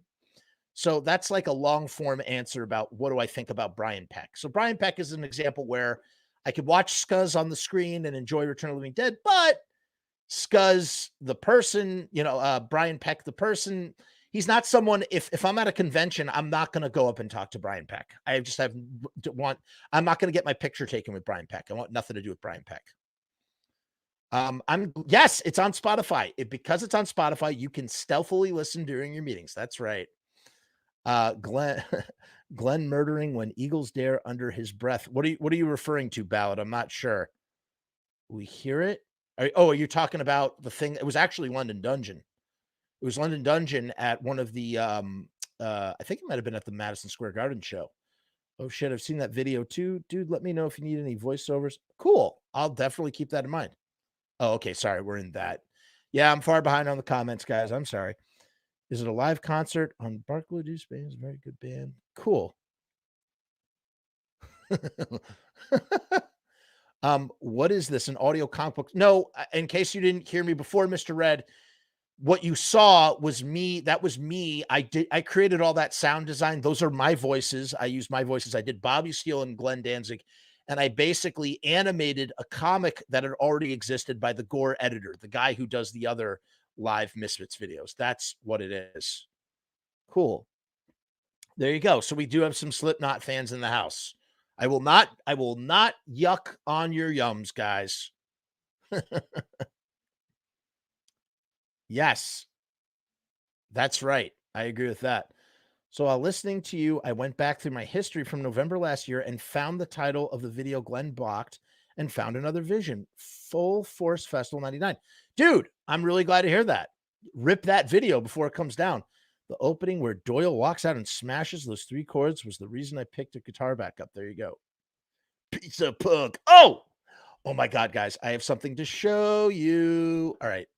So we have a new intro for Pizza Punk. I was supposed to end the show, by the way, but I'm having so much fun and we still have 25 people that I'm going to keep going for a little bit longer. I want to show you one other thing that you will enjoy. Actually, maybe I could show it here.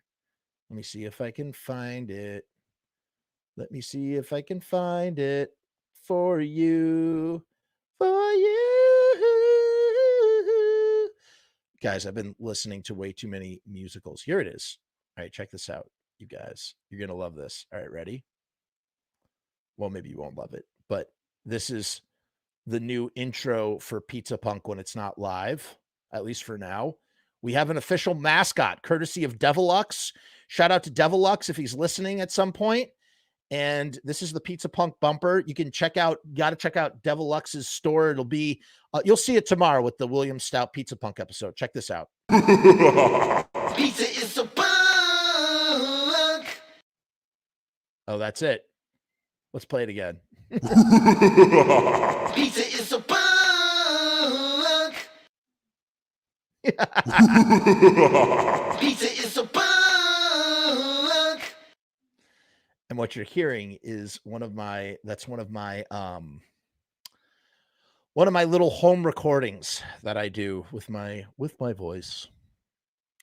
Pizza is bug. What's up, Jello? Jello, you had some solid comments on those listener reaction videos. I'm glad you dig, man. Can you take on consideration doing a show about Rocky George, RIP from wait, what? Wait, Rocky George died? Shut up. Rocky George is not dead. From Fishbone? Dude. Wait, am I thinking about the same dude? From Fishbone and Cro-Mags? He's not dead. Dude, why are you messing with me? Rocky George is alive, man. You just scared the crap out of me, dude. Rocky George is alive. Let's double check with the Googs. Not Googie, Google. You would think that he would sue. Nah, dude, Rocky George is alive. Oh my God, you just scared the crap out of me. That would have been such a shame. No, but you want me to interview him? Yeah, I mean, if I can get a hold of him, I totally will. Riff's Underground Grommy. Come check out my pic. I just posted on Instagram at Riff Ryan. All right, you know what? This is the kind of mood I'm in right now. We're gonna check out his pic. He's asking me to check out the pic. I'm gonna check out the pic. How about that? How about that? Let's see if I can find it. Hold on. We got to go Riff _. Hey kids, this is Riff Ryan 420 coming at you live from the Baked Zone. Let me see if I can find you, buddy. Riff Ryan 420 in the house. Okay, we found him. Oh, look at Riff's. Look what Riff just shared. Pizza is a whoa, there he is, you guys. There he is. That's awesome. Look at his tattoo. He's got a cool tattoo as well. Cool Misfits tattoo. No, but Riff, you're not doing it right. That's not how the Devil's Lock pageant works, buddy. I see what you wrote here. Devil's Lock pageant. I love the way you wrote Devil's Lock. Dude, you got to send in a video. Watch the beginning of the episode for the rules of the pageant. I appreciate it. I do like it very much, and I appreciate your effort. But you need to follow the rules. Those aren't the rules. Check it out, though. Check out the rules at the beginning of this episode. Robbie says, what about the Jeepers Creepers guy? I don't care about those movies, so it doesn't affect me, but I know people are crazy over those films. Yeah, here's the thing about that situation. I don't really care about Jeepers Creepers. So I'm not watching those movies anyway. I did watch them once each. I was like, okay, Jeepers Creepers does not really I never even caught the third one. That dude is a total child molester and piece of crap, and I wouldn't support him and the creation of his stuff. I wouldn't want to have anything to do with him. If I caught Jeepers Creepers and wanted to watch it on TV and like didn't want to change the channel, yeah, I might do that. But like, am I gonna like go and seek it out, especially knowing that he's a child molester? No, I don't really. No, I don't think I want anything to do with that. If Brian Peck directed a new movie, I don't know if I would go and see it. Maybe if it was streaming for free. Maybe if Jeepers Creepers was streaming for free and I didn't have to pay for it. I don't know. Like I said, it's all subjective. I feel super indifferent towards, Jeepers Creepers as a movie. And I really don't like the guy who made it because, like I said, he's done some horrific crimes towards people and he's a piece of shit. So,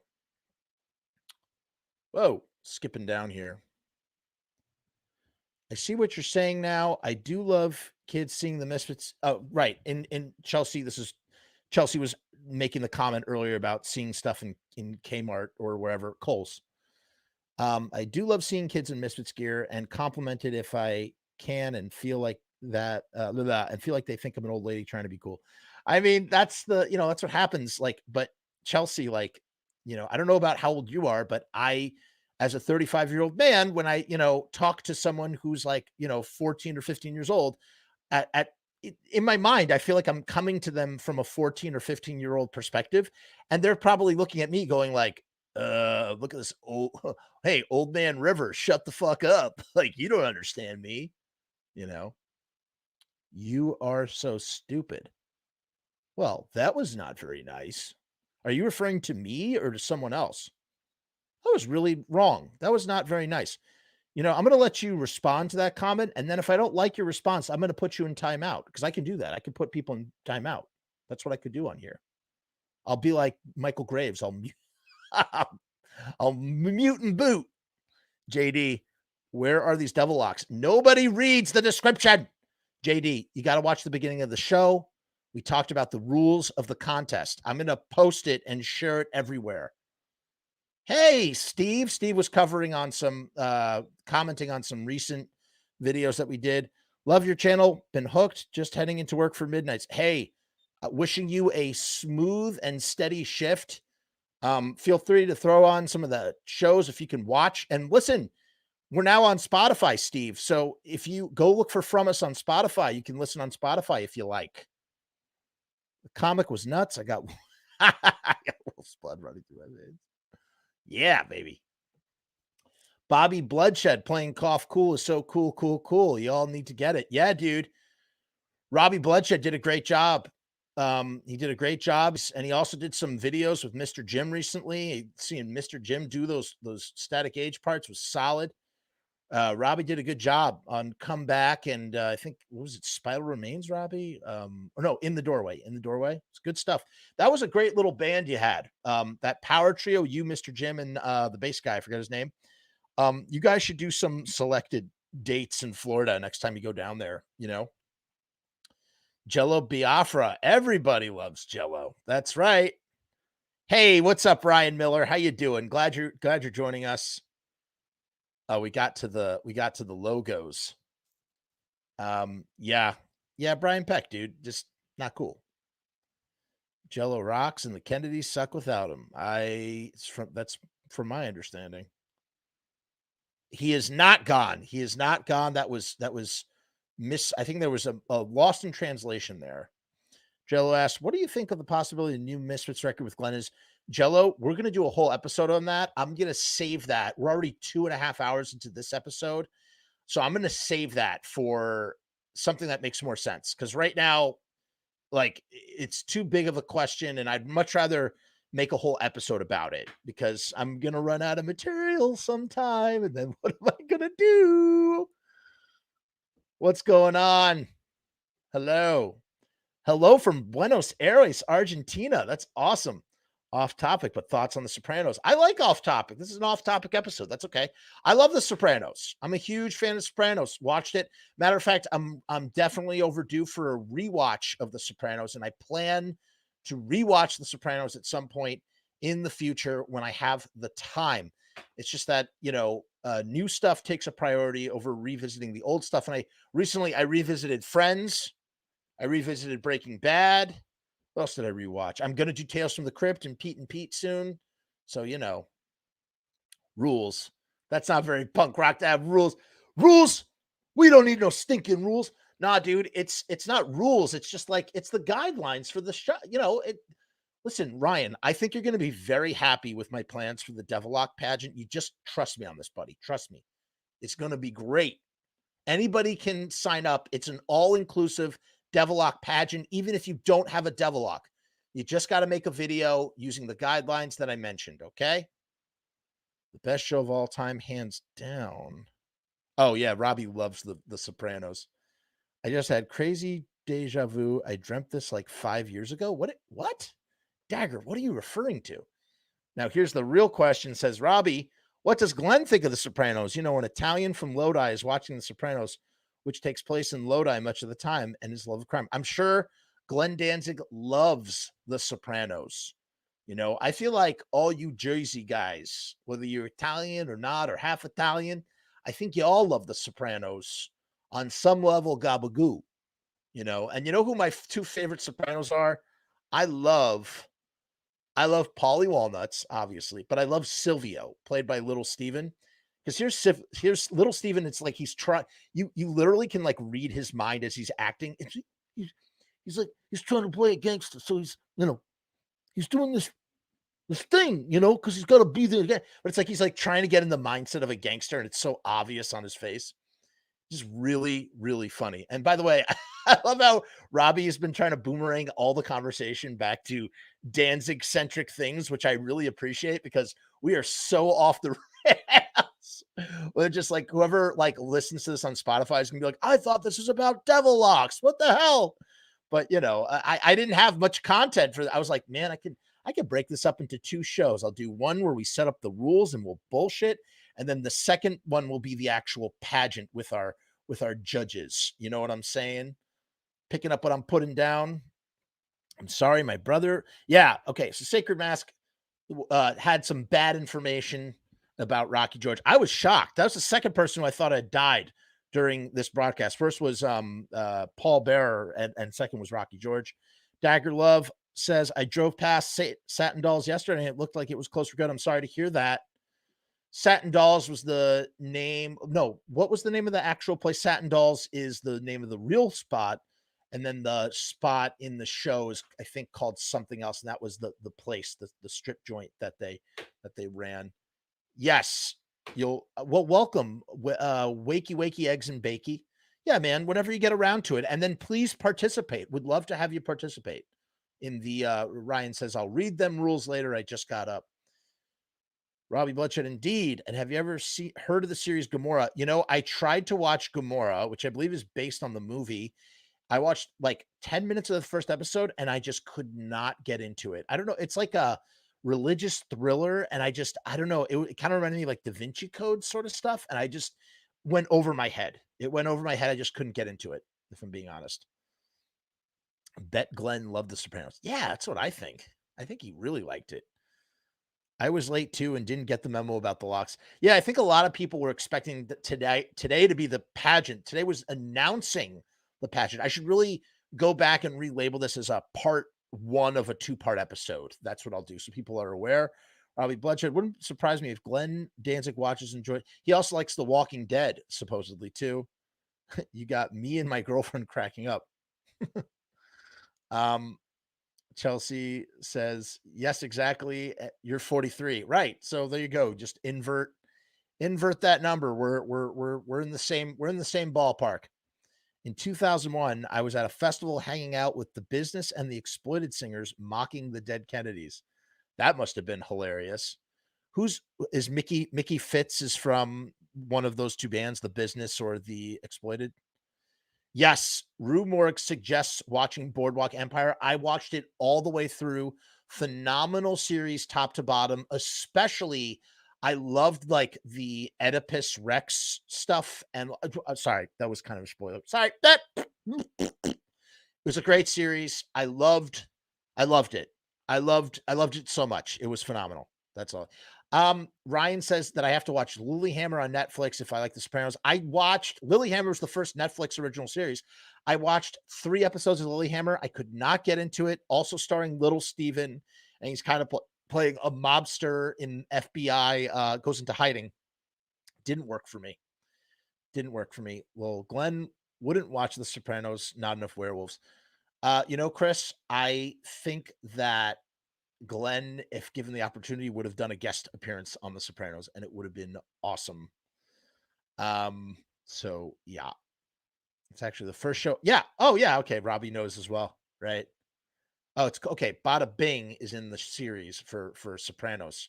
What's up, Pod? Pod throwing down and joining in. Jello says that I had a dream where in 2016, when the Misfits reformed, Glenn died like a whoa. That's going to be a dark day for us all. Mascata Sangrada is a Sacred Mask badass wrestler. Cool. I did not know that. Jello says, I had a dream where the Misfits reformed. Right. He died like a couple months after, and I woke up super bummed because I thought it was real. Don't you hate those things? Don't you hate it when that happens? Okay. Mickey was the business singer. Well, RIP to Mickey. I'm sorry to hear that. I've never listened to the Business in my life. I don't know anything about them, but I'm sad that the singer is dead, and I wish that he rest in paradise or power or pizza. Rest in pizza. Buried under a mound of pizza would be a good way to go, I think. Okay. Hey, Ryan, thanks for joining us, man. Yeah, the phones will glitch out Oh boy, guys, this was some friggin' episode. I got to tell you, we had a good time. So check out the rules. This is kind of like a weird episode. I'm going to put this up on Spotify anyway. Like I said, if you're just joining us, please like, share, subscribe. Please subscribe to the channel. That's the number one thing you got to do. And then go follow us on Spotify. The links are in the chat. You know what? I'm going to put it in one more time since we're at the end. I just really want people to check us out and follow us on Spotify. And again, a great way you can support while not having to deal with all the YouTube ads. If the YouTube ads really bother you, if you listen on Spotify, you don't have to deal with ads. Only 2 ads, and they're each a minute long, and that's it. One in the middle and one at the beginning. So go check out the shows. Actually, I kind of messed up on the first few episodes, so they might have 2 ads in there. And I think the first 3 episodes don't have any ads, but just please follow. And here it is. It's right here. Mr. Red. Mr. Red, you're so nice. He says, take it easy, Ryan, and enjoy your dinner. Yeah. Chris, I'm so glad you enjoy watching them. I never get tired of hearing that. I botched the name in Spanish. See, even my Spanish sucks. Hey, you know. And as always, Rue always ends the show with thanks again, Jeff. Be good, be safe, and cough cool. Pizza Punk. You know, Rue, you are officially because Rue has not come on the show or come in to say hello yet, although I hope that'll change someday. But you are like you're like the commentator, like MC. You're like the master of ceremonies in the comments, because literally no matter what show I'm doing, Rue always is there in some way, shape, or form and always drops a comment. And I love him for it. It's great. Hey, always throwing the devil horn. So like I said, check it out. Spotify. Check out the beginning of this episode for the rules about the Devilock pageant. I had a lot of fun tonight, guys. You all rule. Still got 23 people watching on a episode that frankly was a filler episode, in my opinion. So that's great. That makes me happy. And we'll keep plugging away, keep grinding. You'll notice again, new videos every freaking day. I got videos for days. I'm going to keep doing it. Sacred Mask, it was very nice to meet you as well. And thank you for joining us later. And the last thing, sorry, I know I keep talking when I said it was ending the show. The last thing I'm going to say about Shempting is it was about all the episodes we have. I don't know. I don't remember. So in any case, yes, Pizza Punk does rule. We know how we end the show. We say peace and hair grease. Peace out, pod.